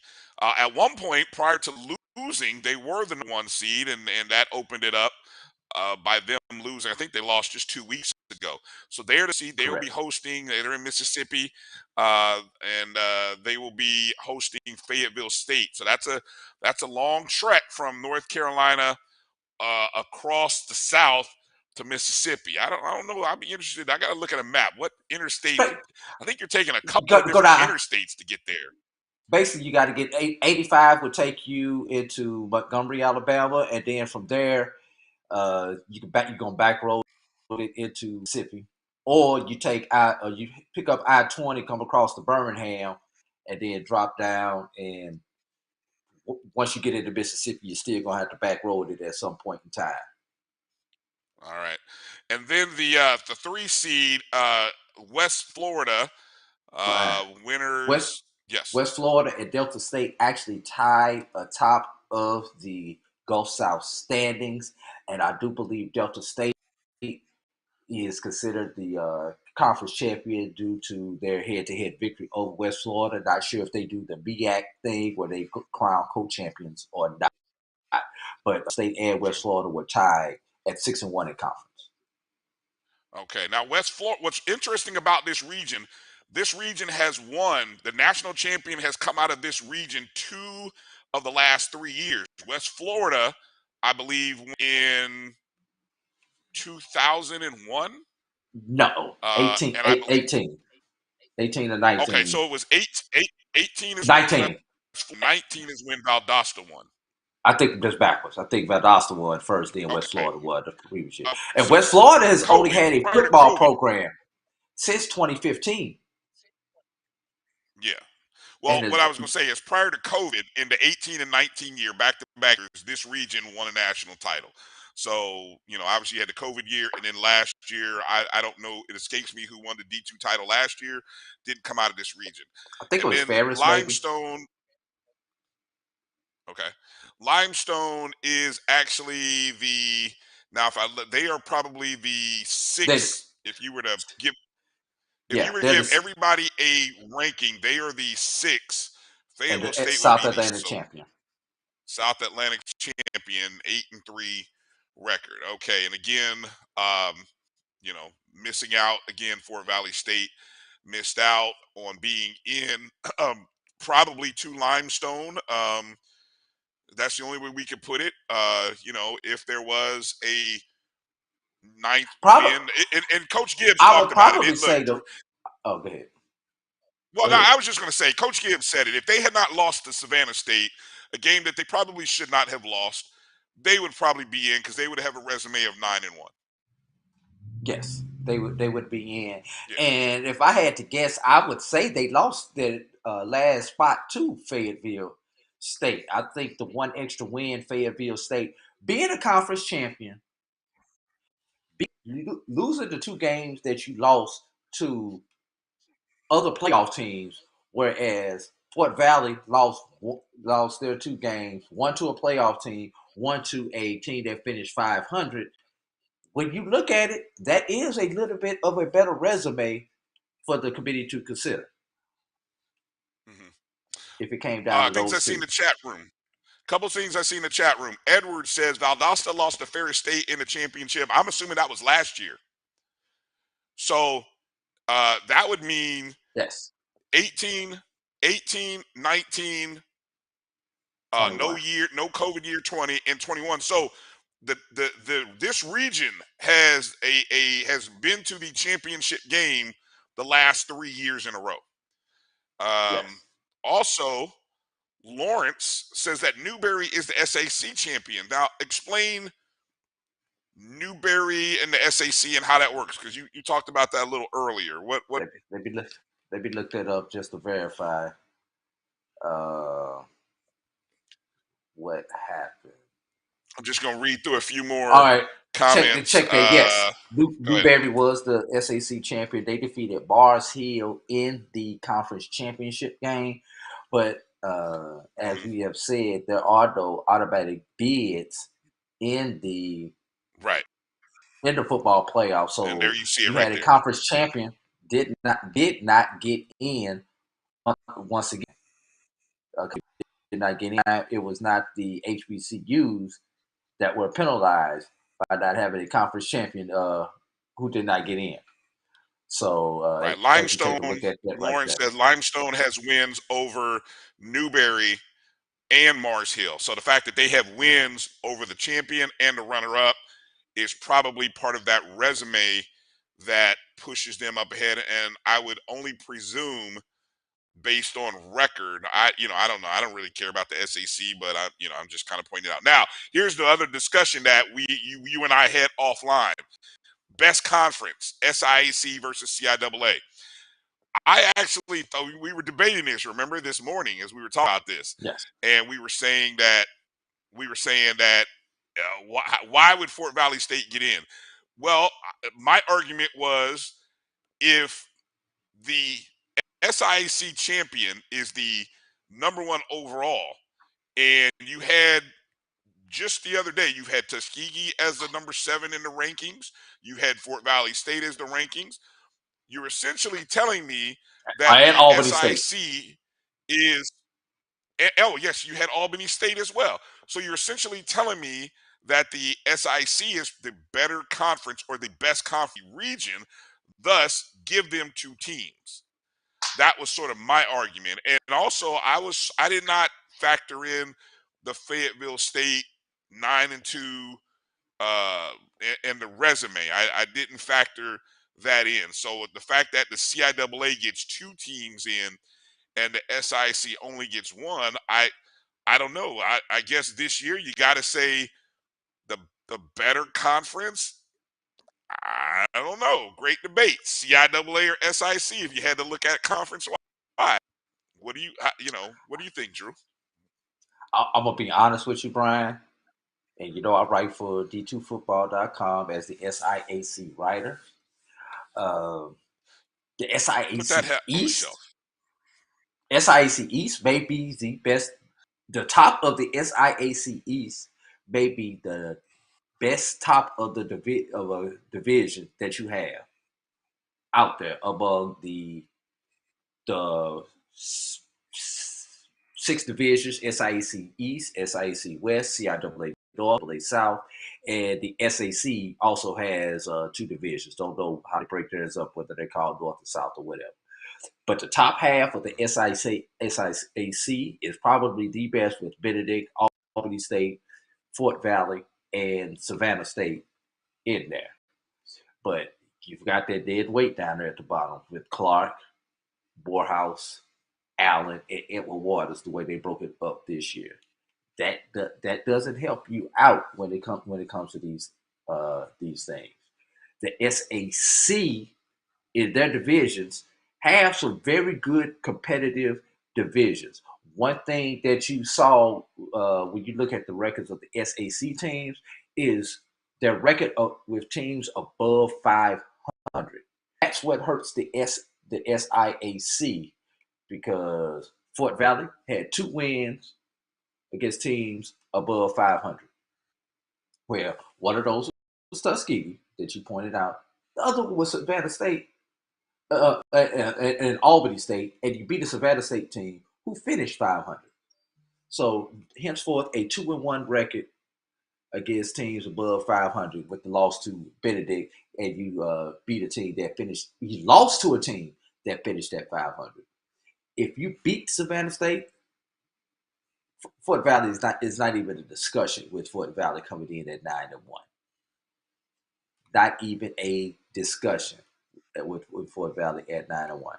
But since they did, and I called you this morning and I told you, man, Fort Valley in trouble.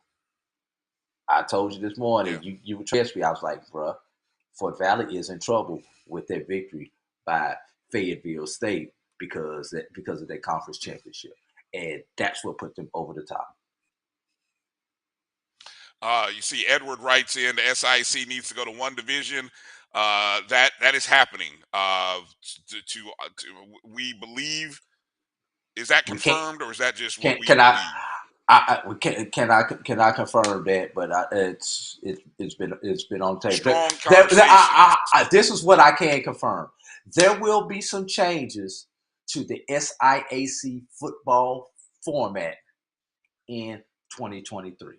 I cannot release the information that I have been given, but there will be some changes to the SIAC football format, including the championship game and how the schedule is comprised.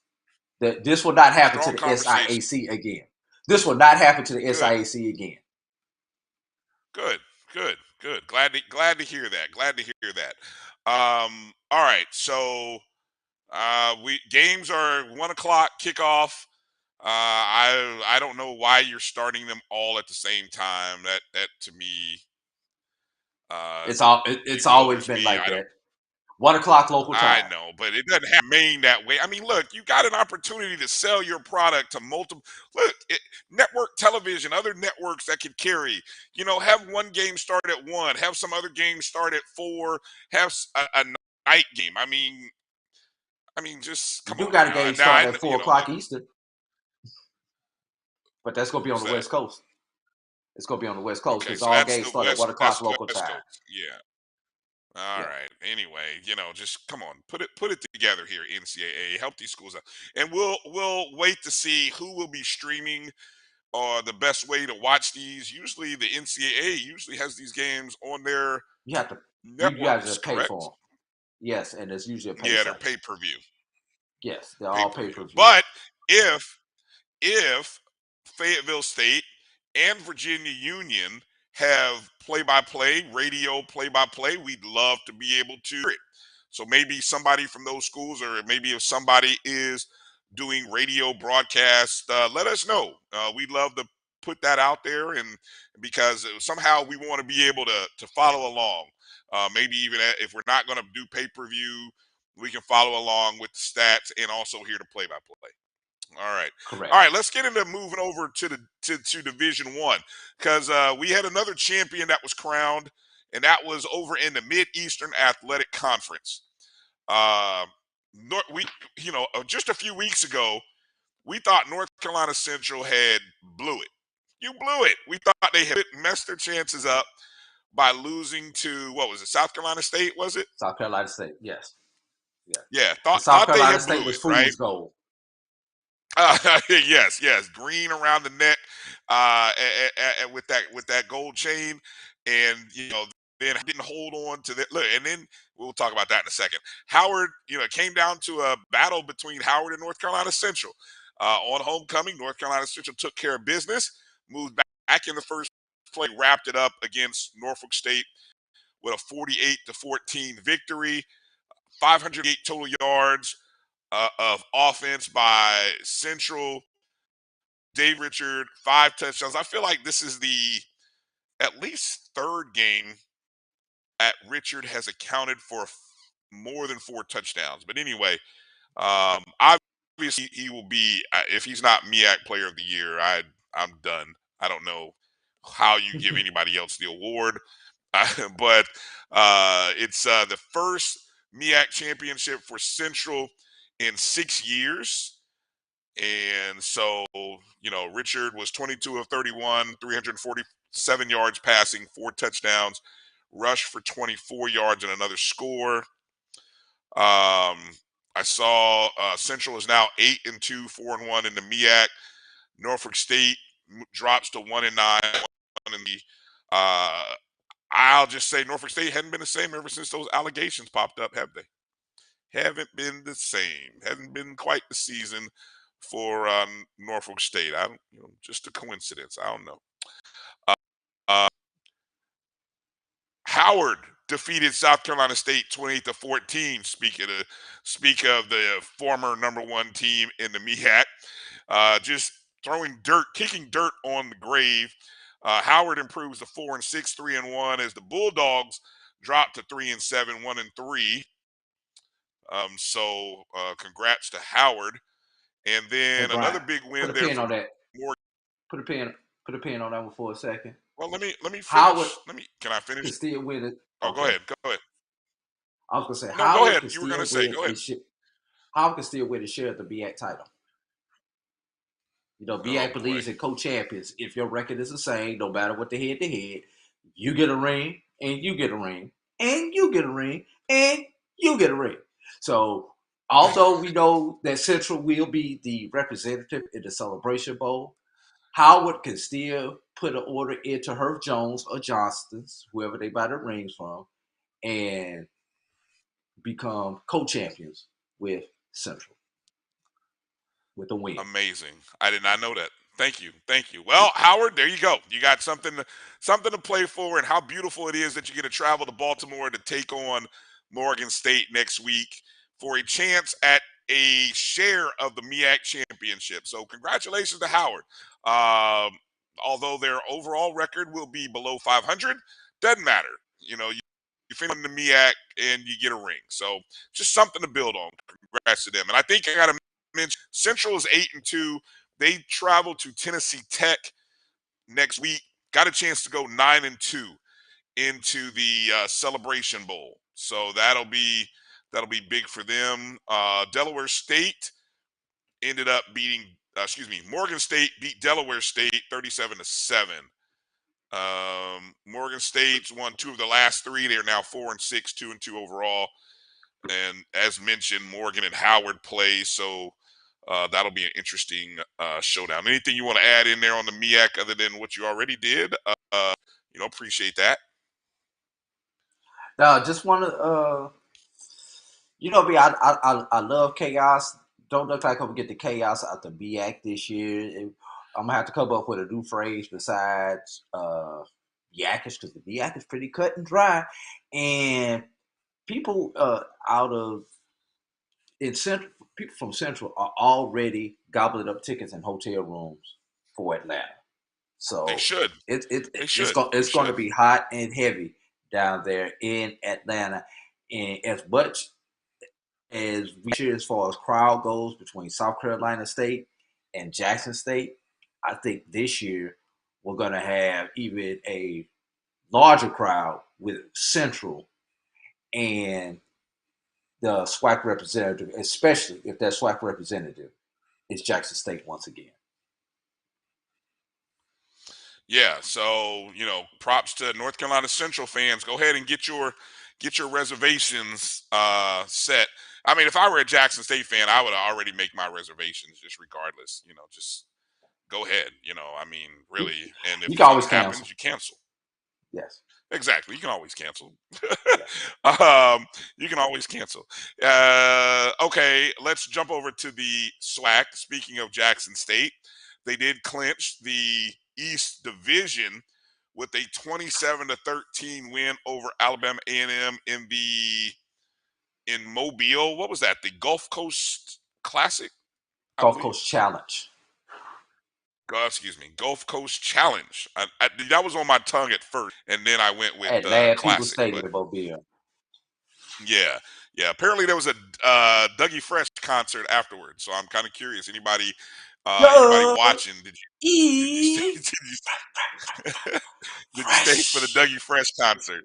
Who was it last year? Who was the post game concert BBD. when we went last year? Bill Yes, BBD. Yes, I remember that well. I didn't stay for it though. I was tired. I did. I had to get out of there. Yeah, was it any good? Yes, it was. Yes, okay. It was. All right. Yeah. Okay, so Jackson State actually had on-field access. Oh, look at you. All right. The big story coming out of the Jackson State A&M game was that Shedeur Sanders ended up getting knocked out of the game or pulled out of the game somewhere.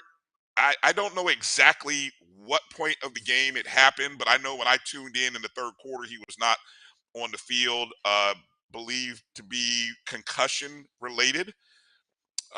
So obviously we hope Shedeur is well, but you know, that is a tricky situation for a quarterback because obviously, he is the conductor of this Tiger engine, and these concussions obviously should be taken seriously. They can be more than a week. They should be more than a week to assess. So, the one positive for Jackson State is that they do have the East wrapped up, and they've got Alcorn State this upcoming week. Yeah, rival the week. Final game of the season. Yeah. So, what that means for Alcorn, who got a win, 17-14 win over Bethune, it actually ends up being, a lot has to happen, but it'll be I don't want to make predictions, but it just a small crack in the door opens for Alcorn State. Obviously, if Shedeur Sanders is not playing, that's an opportunity for Alcorn. Now I know Jackson State's going to rally. They're going to run the ball. They're going to do everything they need to do defensively. That's the challenge. You got to deal with that defense, because I watched Alabama A&M have opportunities, Drew, and they just couldn't convert. I mean, just nope. We're not giving you any. Yeah, that's be interesting to see how that game goes. The other crazy finish in the SWAC had to be the Florida A&M Alabama State game, Drew, which instant classic. Now, how many of you had Bounce TV and watched it? I don't know how many of you watched it on Alabama State's YouTube feed, but let's just say this is a game that Florida A&M threw, I believe it was 3 interceptions, either in the end zone or near. They had 3, and I got to go back and look at the stats. I think it was 3 missed field goals. Yes, 3 missed field goals from 43, 46, 48. Okay. They even had, I believe, a punt that got blocked and returned for a touchdown.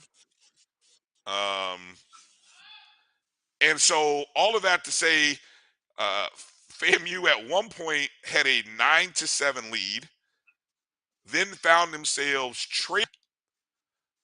And I got to pull up the stat. I got to make sure I got this right, because this was ridiculous. This outcome was trailing after Alabama State had taken the lead with a touchdown, 14-9.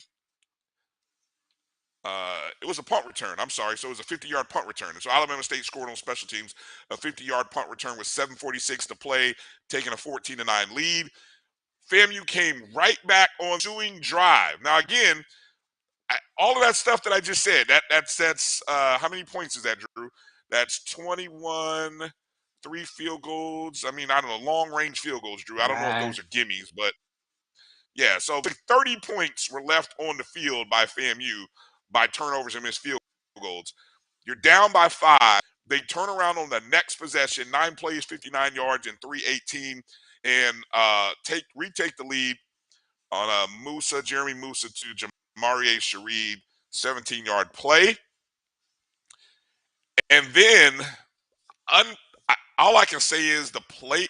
I don't know what happened. At the end of the game, Drew, you're thinking there should be some level of, hey, let's run the clock, take the ball away from Alabama State, take away their opportunities. But somehow Alabama State ended up with an opportunity to drive to the FAMU, I think it was the, 30-something yard line, about 35-yard line, attempt a field goal that was, and I gotta get this right because there was so much that happened in this game. So I apologize for stuttering and stuttering through it. It was a 52-yard field goal. 52-yard field goal that ends up getting blocked and ran back for a touchdown by Kendall Bowler. FAMU ends up winning 21-14. And Rattler Nation just like between the cussing and the sheer what the 8 happened. I mean, literally, man, it was a heck of a game. They called Tallahassee. What do they call it? Tallahassee, Alabama, or Montgomery, Florida. So, I don't know. They done put a new name on that city, Drew. That's how FAMU is. But yeah, people will be going back, and I know we will on Wednesday's ONG. But in between then and Wednesday, people will be breaking down that just that entire game. It is unbelievable how, but somehow FAMU won. They persevered, found a way to win. Glass half full guy says be happy, because what that means is you're a very sharp and focused team against Bethune-Cookman this upcoming week in the Florida Classic. Brian, yeah. If FAMU plays like they've done in the past in the Florida Classic and make some of these same mistakes, when FAMU clearly has the best team on paper going into the game, they will mess around and lose. What I'm afraid of is FAMU knowing they need to impress the selection committee. The last game is the most impressive game, and trying to go out because in theory they should dominate Bethune. They should dominate Bethune if you look at it on paper, and they will go out there and try to do that. And then you will see them. You may find them pressing early, and they will make this a ball game by having a mental lapse defensively or a turnover that will keep Bethune hang around. And if you let them hang around long enough, they may find a way to ultimately beat you. Just want to put that out there. Obviously, you know which side I'm rooting for, but yeah, I don't know why would you put that out there. Why would you put that out there? I hate that you put that out there. Because I saw it 9 years in a row, and 5 of those 9 years were games that FAMU clearly should have won until they did something bonehead or a bad play call. So I'm putting it out there because we have history. True. We have history. Yeah, good points. Solid points. Solid points. Much respect. Yeah, FAMU with a total offense, 384 yards of total offense to Alabama State's 138. I mean, you look at statistics. I mean, we'll tell you numbers don't lie, but man, I tell you, they are a pain to look at when you look at the numbers in this contest. But Brian, save it for the Florida Classic. Yeah, I'll save it for the ONG. Moving on to other SWAC games, again, this was a full SWAC schedule. We had Prairie View with a 55-24 win over UAPB. That was to be expected. Southern with a 27-7 win over Valley. Surprisingly, I say this surprising because I think a lot of us on our show picked Grambling. Maybe just the way that Texas Southern handled Grambling, 4-7. I mean, I tweeted something. I watched some of this game in the second half. Andrew Body's running around looking like Kyler Murray out there on Grambling. I mean, that's how ridiculous he was in that test. But a dominating performance by Texas Southern, and it happens right when you think, okay, Grambling's got it figured out. Grambling's good. Now, Texas Southern is now 5-5. 4-3 in the conference, and I want to take a peek at Andrew Body's numbers. 15-22, 190 yards passing, 2 touchdowns. Then he ran 10 for 43 net yards. I thought it was more, but it just seemed like more. The kid was just out there making plays left and right. But it was a dominating performance by Texas Southern. And so Texas Southern has a chance now. Now, okay, so here's the standings, Drew, right? In the SWAC West, Prairie View is 2 with 1 game remaining, okay? Southern, Texas Southern, and Alcorn State are all sitting at 4-3. We know that Alcorn plays Jackson State. Southern's last game is against Grambling, so it's not this one, but the following weekend. Prairie View, let me look here and see whose last game is against Valley. And then Texas Southern's last game is A&M. Okay, so it's a road game for Texas Southern at Alabama A&M. So let's just break scenarios. Okay, so the scenarios. Let's say if somehow Valley beats Prairie View A&M, okay, and then that opens the door for Alcorn. If they were to somehow beat Jackson State, they tied. Who owns the tiebreaker in that matchup, head to head? All right, and this is you know, as much as I like to nerd out, I told you I got my buddy Dr. Kenyatta Cavill who provided me this information because he crunched some numbers earlier today, and we talked about them on Dr. Cavill's Inside the HBCU Sports Lab on our Sunday morning edition. And he's gracefully provided me a copy of his work so that I can repeat it for tonight. Okay, here are your. Obviously, we know if Prairie View wins, nothing else that I say in this conversation is even relevant. Matters. We all know that. Right. Okay. All right. In a 2-team scenario, and of course, we know we did see that. Prairie View owns a tiebreaker over Texas Southern. Southern owns a tiebreaker over Prairie View. Ooh. Alcorn State owns the tiebreaker over Prairie View. We've gotten all that out the way. Okay. But doesn't Southern also have Texas a tiebreaker over Alcorn State?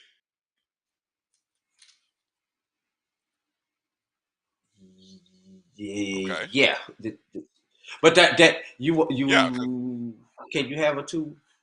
You can't have a two-way tie in that case because it would have. Okay, I see. It would have to be with those two. Those two cannot. Oh, I got you. Okay. Be tied without it being in there. All right, now here we go with 3-team scenarios: Texas Southern, Southern, and Prairie View. All 3 of those teams are tied at 1-1. So then you go to and the reason why that's significant. Let me pause for a second. That's assuming that's going with the probably favorite. If you look at the spreads and what'll be favorite, underdog and that kind of thing, that's saying that Jackson State beats Alcorn State, and then Texas Southern win, Prairie View loses. All right, so that's how you get to that. Well, I was gonna get to that one with Alcorn, but this is just the first one that I had listed. If those are the three that are tied, all three of those teams. I was just saying how they got there. I was just saying how those three got there. I got you. Go ahead. All three of those teams have the round robin has happened. Everybody has beaten somebody. All three of those teams are 1-1 against each other, which brings you to the next tiebreaker, which is division record. In that case, Texas Southern is your SWAC West champion with a 4-1 division record. Prairie View will be at 3-2, and Southern will be at 3-2. So in a three-way tie between Texas Southern, and Prairie View, Texas Southern owns the tiebreaker. Now, in a three-way tie with Alcorn, Prairie View, and Texas Southern, once again, everybody beat everybody, so all three teams are 1-1. Division record: Texas Southern 4-1, Prairie View 3-2, Alcorn State 2-3. Texas Southern once again is your division champion. So right now, Texas Southern is praying for a three-way tie. Next one: Alcorn, Prairie View, Southern. Southern is 2-0. Alcorn, Prairie View 0-2. That would make Southern the champion based on head-to-head matchups. Southern wins that one. And if you have Prairie View, so that would go to Southern based on the head-to-heads. 2-0, 1-1, 0-2. You ready for the MEAC to come out, Emmy? Are you going to give me the four? What does the four-team scenario look like? Southern, Texas Southern. Okay. Head-to-head. Give it to me. Love it. Here's your head-to-head. Texas Southern, 2-1. Southern, 2-1. Alcorn, 1-2. Prairie View, 1-2. That leaves you. So you eliminated, you get it down to 2 because of the head-to-head. That leaves you down to Texas Southern and Southern, and which means Texas Southern has the best division record out of that. So in multiple tie-break scenarios, Texas Southern will be the Western Division champions. They win the West out of multiple tie-break scenarios. Okay. Wow. Texas Southern is rooting. Good stuff. Texas Southern is rooting for chaos. Thank you, Dr. Kenyatta Cavill, for sending that to me. Definitely. Thank you, Doc. I could have, but I did not have time to break that down this today. So it's just in case for a three-way tie, just so I know, you go to head-to-head within the division, head-to-head versus competition within the division, overall record versus non-division, and then we've got a couple more tiebreakers listed there. So, but we don't get to, as far as we get is C on the tiebreak, but they go all the way down to letter F on a three-way tie. On both of them, they go down to a letter F. So that's 6 different tiebreak scenarios. That's before you get to the coin flip. So Prairie View simply needs to travel to Mississippi Valley State and handle their business. Handle your business, and you're in. And the last 10 minutes of this conversation is irrelevant. Second year. Yes. Right. But should you stumble, should Valley rise up, paint the field green, look all pretty again, put on the all-green uniforms, and ride upset against Prairie View A&M, we have chaos, and we love chaos. I mean, coaches hate it, players will hate it, fans will stress over it, but us, we love chaos. Love it. So we are rooting for chaos. I can do nothing but root chaos this weekend. I'm sorry to SWAC brethren in the West, but root for chaos. And then what happens, Drew? Will your prediction come true about someone in the West having 3 losses? And if we get to chaos, we have it. If we get to the chaos scenario, we will have it. Because everybody at best will be 5-3. you have the chaos that I said we were gonna have back in August. We already got the 2 losses with everybody. So if we get to the nuclear option, as they say, 5-3. The nuclear option. Beautiful. Okay. Wait a minute. Now here's the crazy thing, Brian. Yeah. You actually could have Prairie View finish at 5-3, and if everybody loses, Prairie View finishes at 5-3 without the chaos.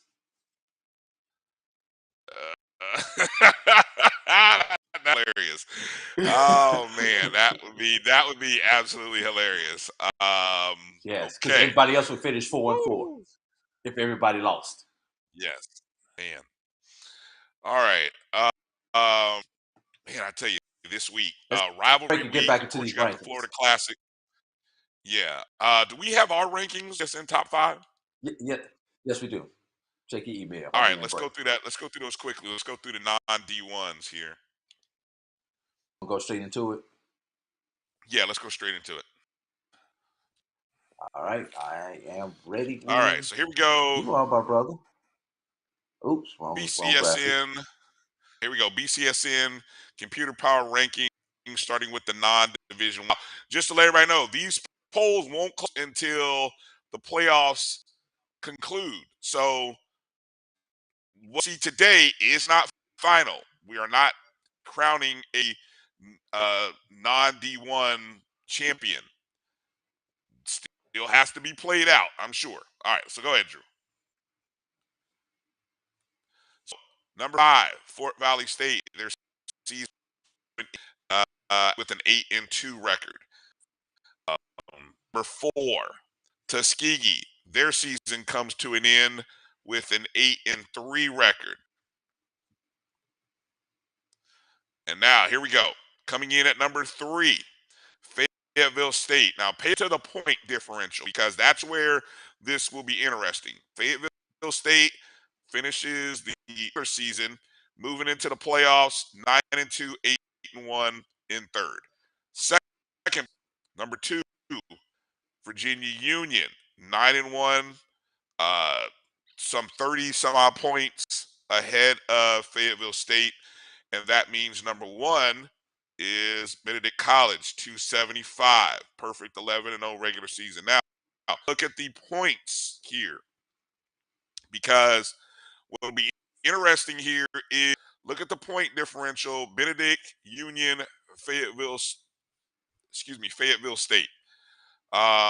Obviously, strength of schedule will improve for everybody because of the fact-offs. Let's just go to the positive win sum theory scenario, right? Fayetteville State beats Wingate, moves into the semifinals. Virginia Union wins, moves to the semifinals, which would then set up what? A 1 versus 2 matchup between Benedict. So talk about star lighting, right? 1 versus 2 meeting semifinals. That's not it though, because obviously if they were to win, they'd be on the side, and let's just say advance, play the winner. So pretty much we could have a scenario that the of the region, whoever gets the further in the region, could take home the Black College National Championship for our Division I division. Is that fair? That's about right? Pretty much. The person who advances the furthest in this region will probably wind up as our national champion. Right. And the good thing is we have the potential to play it out on the field this year in a tournament style bracket versus letting the computer handle it. Right. How epic would that be?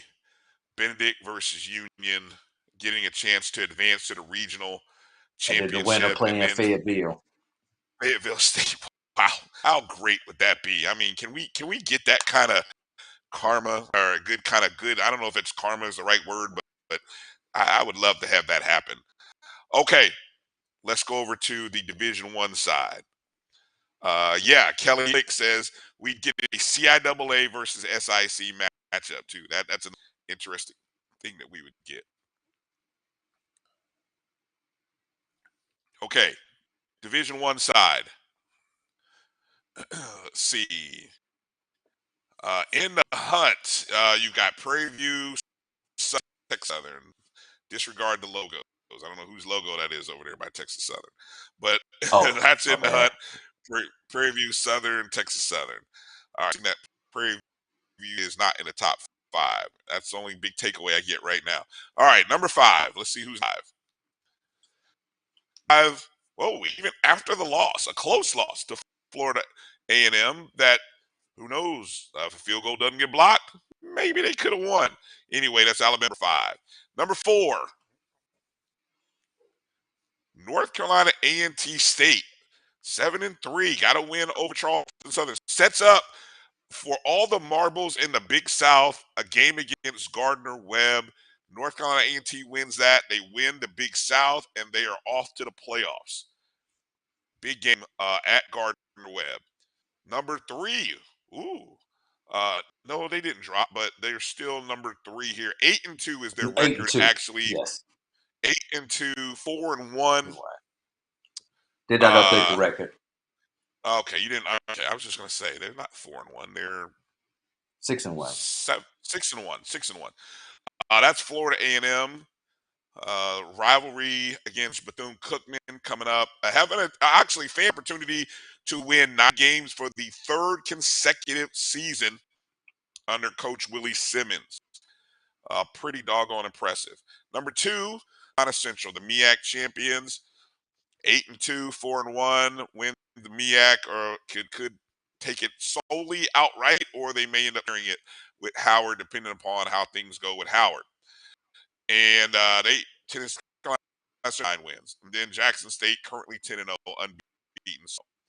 All right, so that's there it is. 1, 2, 3, 4, 5. Logos are a little off, but don't worry about that. If you're listening on the podcast, don't worry about it. Doesn't matter if you're watching. Hey, what's up with that now?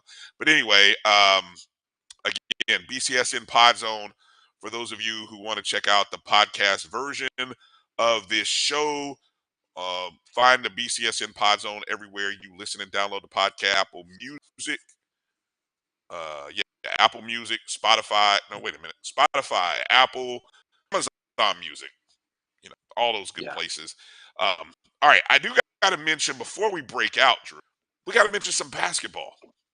Oh, before you get to basketball, can I get one last football comment in? Yeah, sure. Yeah.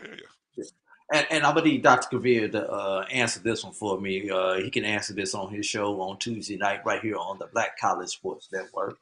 But Dr. Kavir, can you please shed some light on me as to why Texas Southern and Prairie View don't play on rivalry weekend? They play the opening weekend instead of on rivalry weekend, the last weekend, like most of the other intense rivals do. Just curious about that.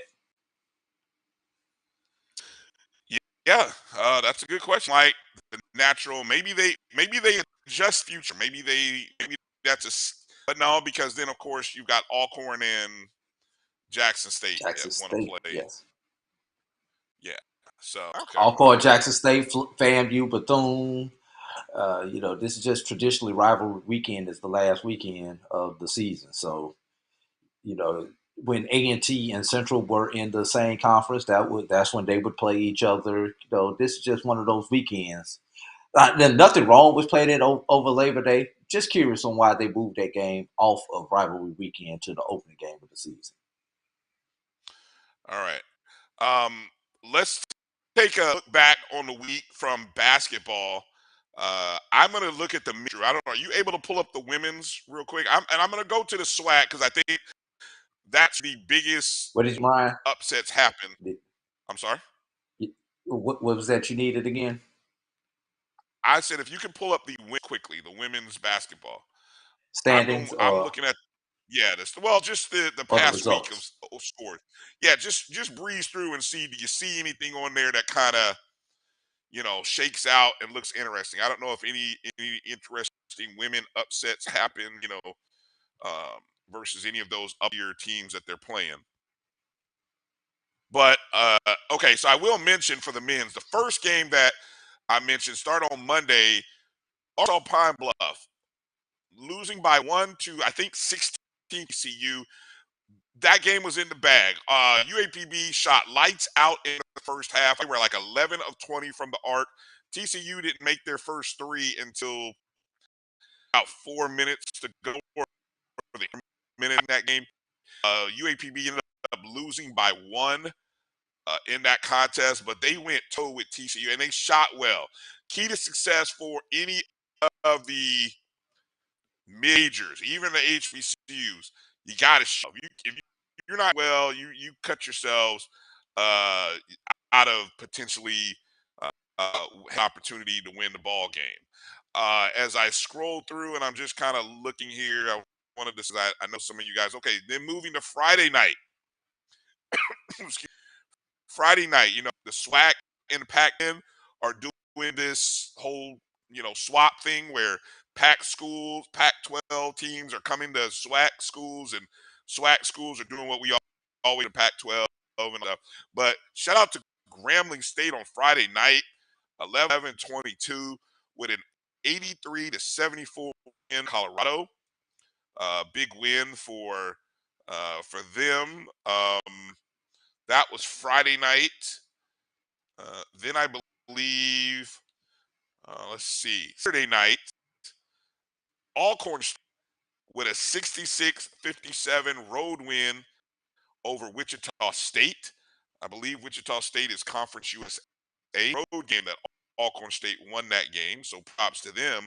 And then today, Drew, talk about that Pac-12 SWAC matchup. Texas Southern pulls out the 60 over Arizona State. So by unofficial count, SWAC went 2-4. I believe. Not bad. That's not bad. Not bad. I mean, hey, look. I mean, a lot of people would have thought 6-0 or 0-6. I guess, depending upon whose side you're on. But I think that was all the games for. It was just this opening week. We won't, some of the other games were close, competitive. Some of them weren't. I think there's still, no mention. Now I know next Tuesday or on Tuesday, I see Prairie View is hosting Washington State, so I think that might be one of those games. As I kind of look ahead, might be one of those games. And then a game that I'm curious about. If I were in Houston, I would be at this game. Texas Southern at Houston on Wednesday night. I don't know what time that game is, but that is going to be a good game. You talk about Houston is in many. I've seen people predict Houston as a Final Four team, and I'll tell you what, I know Texas Southern is not afraid of those dudes at all, and so that is going to be a great ball game. If you're in Houston and can get out to that, I don't know what time it's going to start, but that is going to be a good ball game. And then Texas Southern travels to Auburn on Friday of next week. So we shouldn't be surprised when Texas Southern knocks off a Power 5 team, but somebody's going to get beat. I don't know if it's Auburn, I don't know if it's Houston, but somebody might get beat. And they're on alert, especially after today's win by Texas Southern. Anything Brian, you see on the women's side? No, not in the SWAC women's side. Couple of competitive games, but no victories. But I did flip over to the MEAC women, and we did have a couple of wins for the MEAC women. Let's take on Monday night, Howard defeated LaSalle 62-57. There was one more that I saw that intrigued me. I'm scrolling through quickly. I feel like they've done that before. I think Howard has knocked them off before. Morgan State defeated Loyola of Maryland 59-50 on Thursday. These are women's scores that I'm giving. And on Saturday, let's see. I saw another. Oh no, that would be today. Coppin State women defeated Winthrop, and Norfolk defeated the College of Charleston. So we've got some wins over some mid-majors early. Normally, you don't see those coming this early in the season over some mid-majors. So just wanted to shout that out on the women's side in the MEAC. Since you brought up the MEAC, I'm looking over at the ends on the MEAC side. Coppin State had a pretty good week. On Tuesday, they pushed Georgetown, who was in the midst of a 21-game losing streak. That's, of course, Georgetown, that 5 Patrick Ewing. They ended up losing 99-89 in overtime. That was on Tuesday. But that did not deter Coppin, because then they came back later in the week on Friday and home beat Mount St. Mary's 83-78. So Coppin State looking good. On that same Tuesday night, how about South Carolina State? Remember, Drew, was it just 2 seasons ago? South Carolina State was one of the worst rated programs in Division I basketball. Were they not like 2020 or 2019? Z. Okay. Yeah, I think that was pre-pandemic. The last full season before the pandemic. Right. Okay. South Carolina State lost by 3 to South Carolina. That's SEC. South Carolina lost by 3 points. Them had to, I just wanted to give them a shout out. North Carolina Central, who didn't have the kind of season that they're used to having, lost by 5 to Appalachian. And then Howard, Howard lost by 10 to G-Dub, George Washington. And then now I don't know what it says, but, Tennessee State turned around. North Carolina State, was that today or yesterday? That was yesterday. They beat them 80-61. So, I don't know what that says, but it happened. And so that's as I just do a quick glance of what's ahead. I see Norfolk State is traveling to UCLA Monday night, 10 p.m. Interesting. So Norfolk State, another team who's not shy. The Central traveling to Liberty. Not sure Liberty is as good in basketball as they are in football. Coppin State hosting Navy. Glancing through here, see if there's anything that stands out. South Carolina State has a game as they travel to Lexington, Kentucky. And yeah, so that'll be kind of it as I see Brian, in terms of just some matchups to pay attention to. We did have one HBCU on HBCU matchup this week, as we had South Carolina State and Tennessee State play in Nashville, with Tennessee State coming out on top of that score. This is on the men's side. It's 80-61. Okay. Thanks for listening. All right. So that's going to do this show. I'm going to give a quick. No, I'm not. Yeah, I am. For a lot of people that were hating, just as a side note, Drew, a lot of people were hating on my Indianapolis Colts this past week. A lot of people. Guess the Raiders this week. Guess who beat the Raiders today? That's right. The Indianapolis Colts beat the Raiders. I just got to throw that out there, Drew. I'm sorry. I just had to do that because now I can wear blue all week and I can be a Colts fan again. So I can take the bag off my head. Wait, can I get my rant out since we're going to get these rants going off the air? Final. Go ahead. Fire away. All right. As you know, in the SIAC championship game, there were some technical difficulties getting the game out to the people. And when I went over to the stadium, I was in town to do Benedict basketball on that day, and I had a gap, so I went over to the stadium, watched about a quarter of the game before I had to get back and do my next game over at Benedict for basketball. And with Tuskegee playing, obviously it gave me an excuse to go watching. And I've been had the pleasure of seeing Benedict now for the 6th time out of their 11 games this year. So find out about as soon as I get there, find out about the problems with the ESPN. Actually, I knew about them going into it.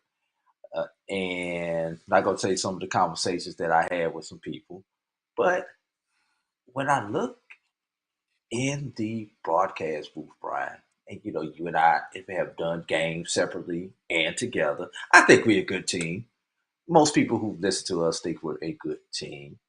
But we aren't the only people who do HBCU games. Correct, Brian? There are many. I think you're right. There are many people who look like you and I or our daughters that do this. And I look in the broadcast booth, and the 3 people that were in the broadcast booth, along with the spotter and the producer in the broadcast booth, did not look like us, Brian. And that hurt me. For an HBCU conference, because these things are contracted out from ESPN, and it's on people that the conference agree upon. But for them to have I almost want to say the audacity, but for the broadcast crew who does nothing about HBCU culture, and I listened to them for a moment. Nobody else could listen to them because they weren't going out, but I listened to some of the things that they were talking about. For them to do our game did not sit right with me. Then I walked around, looked at the production staff. They did not look like us. I went out and saw the truck, the trailer. Nobody in the trailer looked like us. HBCU conferences. There are plenty of people in Black media, started out with us at the Black College Sports Network, who can subcontract and get these games out to you on the mothership. Not saying we all that, but we typically don't have those problems when we put games out at Black College Sports Network. We have enough people who can technically get this stuff done and fix those issues. And if there's some equipment down, we know how to bypass certain things to get those games out to people. Just putting that out there for future reference. I'm on my soapbox right now. And Brian, this is the 2nd week in a row that I've seen an issue with some of the things that were going on with ESPN. So I hope that our 5 conferences, seriously consider giving some of their business to people who look like the students who go to those conferences, to those businesses that deal with those people on a daily. Because those people who were doing their game in Columbia, South Carolina, were going to take their check. Versus when you have companies that are ran by us, we will take that check and reinvest it into our schools, our communities, and people that look like us. Just had to throw that out there, Brian. That is my monologue for the day. Well said. And I will put a little PS on that. When I've said know the difference between companies and businesses that are doing with HBCUs and for HBCUs, and understanding the difference between the two, you just gave a girl again. And so with that said, I won't try to add anything to that. You said it beautifully. That's going to do it for this show. We appreciate everybody watching us on Facebook and Twitter. If you are watching on Twitter, hit the thumbs up on your way out the door. You can always go back and rewatch again. Please make sure you follow us on Facebook, Twitter, and Instagram at MyBCSN1, the number 1. And go download the Jericho Broadcast Network's app, which is our parent company, on the Google and Apple App Store. All of the shows that are part of the Black College Network appear on the app and on our YouTube channel and on our Facebook page, and also on the BCSN Pod Zone podcast format of the show, which I will actually downloading and uploading overnight, so that hopefully they'll be there in the morning. I say hopefully, if I don't fall asleep at the computer. It'll all be there and available for you to download. Quiet. It'll be there for you to download.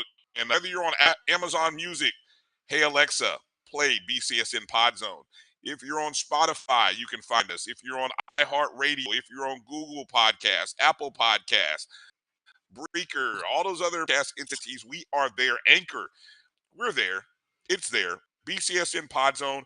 Go listen, rate, review, share it. You can even contribute. Follow the links. You can give Cash App. You can give Square Pay. There's plenty of opportunities in the chats. You can in the YouTube chat feature as well. Anything that you give helps us keep doing what we're doing, which is continue to spread the word and have great guests like Coach Richard Hayes from Fayetteville joined us, Coach Sean Gibbs, Fort Valley State, Dr. Alvin Parker, head coach Virginia Union, joined us all on this show. We appreciate them. Good luck. Congratulations again, Fayetteville State, Benedict College, and Virginia Union on continuing their play in the Division II championships. North Carolina Central on winning the MEAC. And congrats to Jackson State on winning the Eastern Division of the SWAC. Next show should be pretty interesting because a lot to talk about. Don't forget Dr. Kenyatta Cavill on Wednesday night. Dr. Cavill's inside the HBCU Sports Lab, 7 p.m. Eastern, 6 Central. Wednesday night, the O&G strike. Rattlers are going to have something to talk about that game against Alabama State, but it's Bethune week, so it'll probably be more positive, that spin, than anything else, and more. So continue to stay locked in, tuned in to the Black Sports Network. For AD Drew, I'm Brian Fulford. Be safe, be good to one another, take care of yourselves and your body and your families. God bless. Peace out.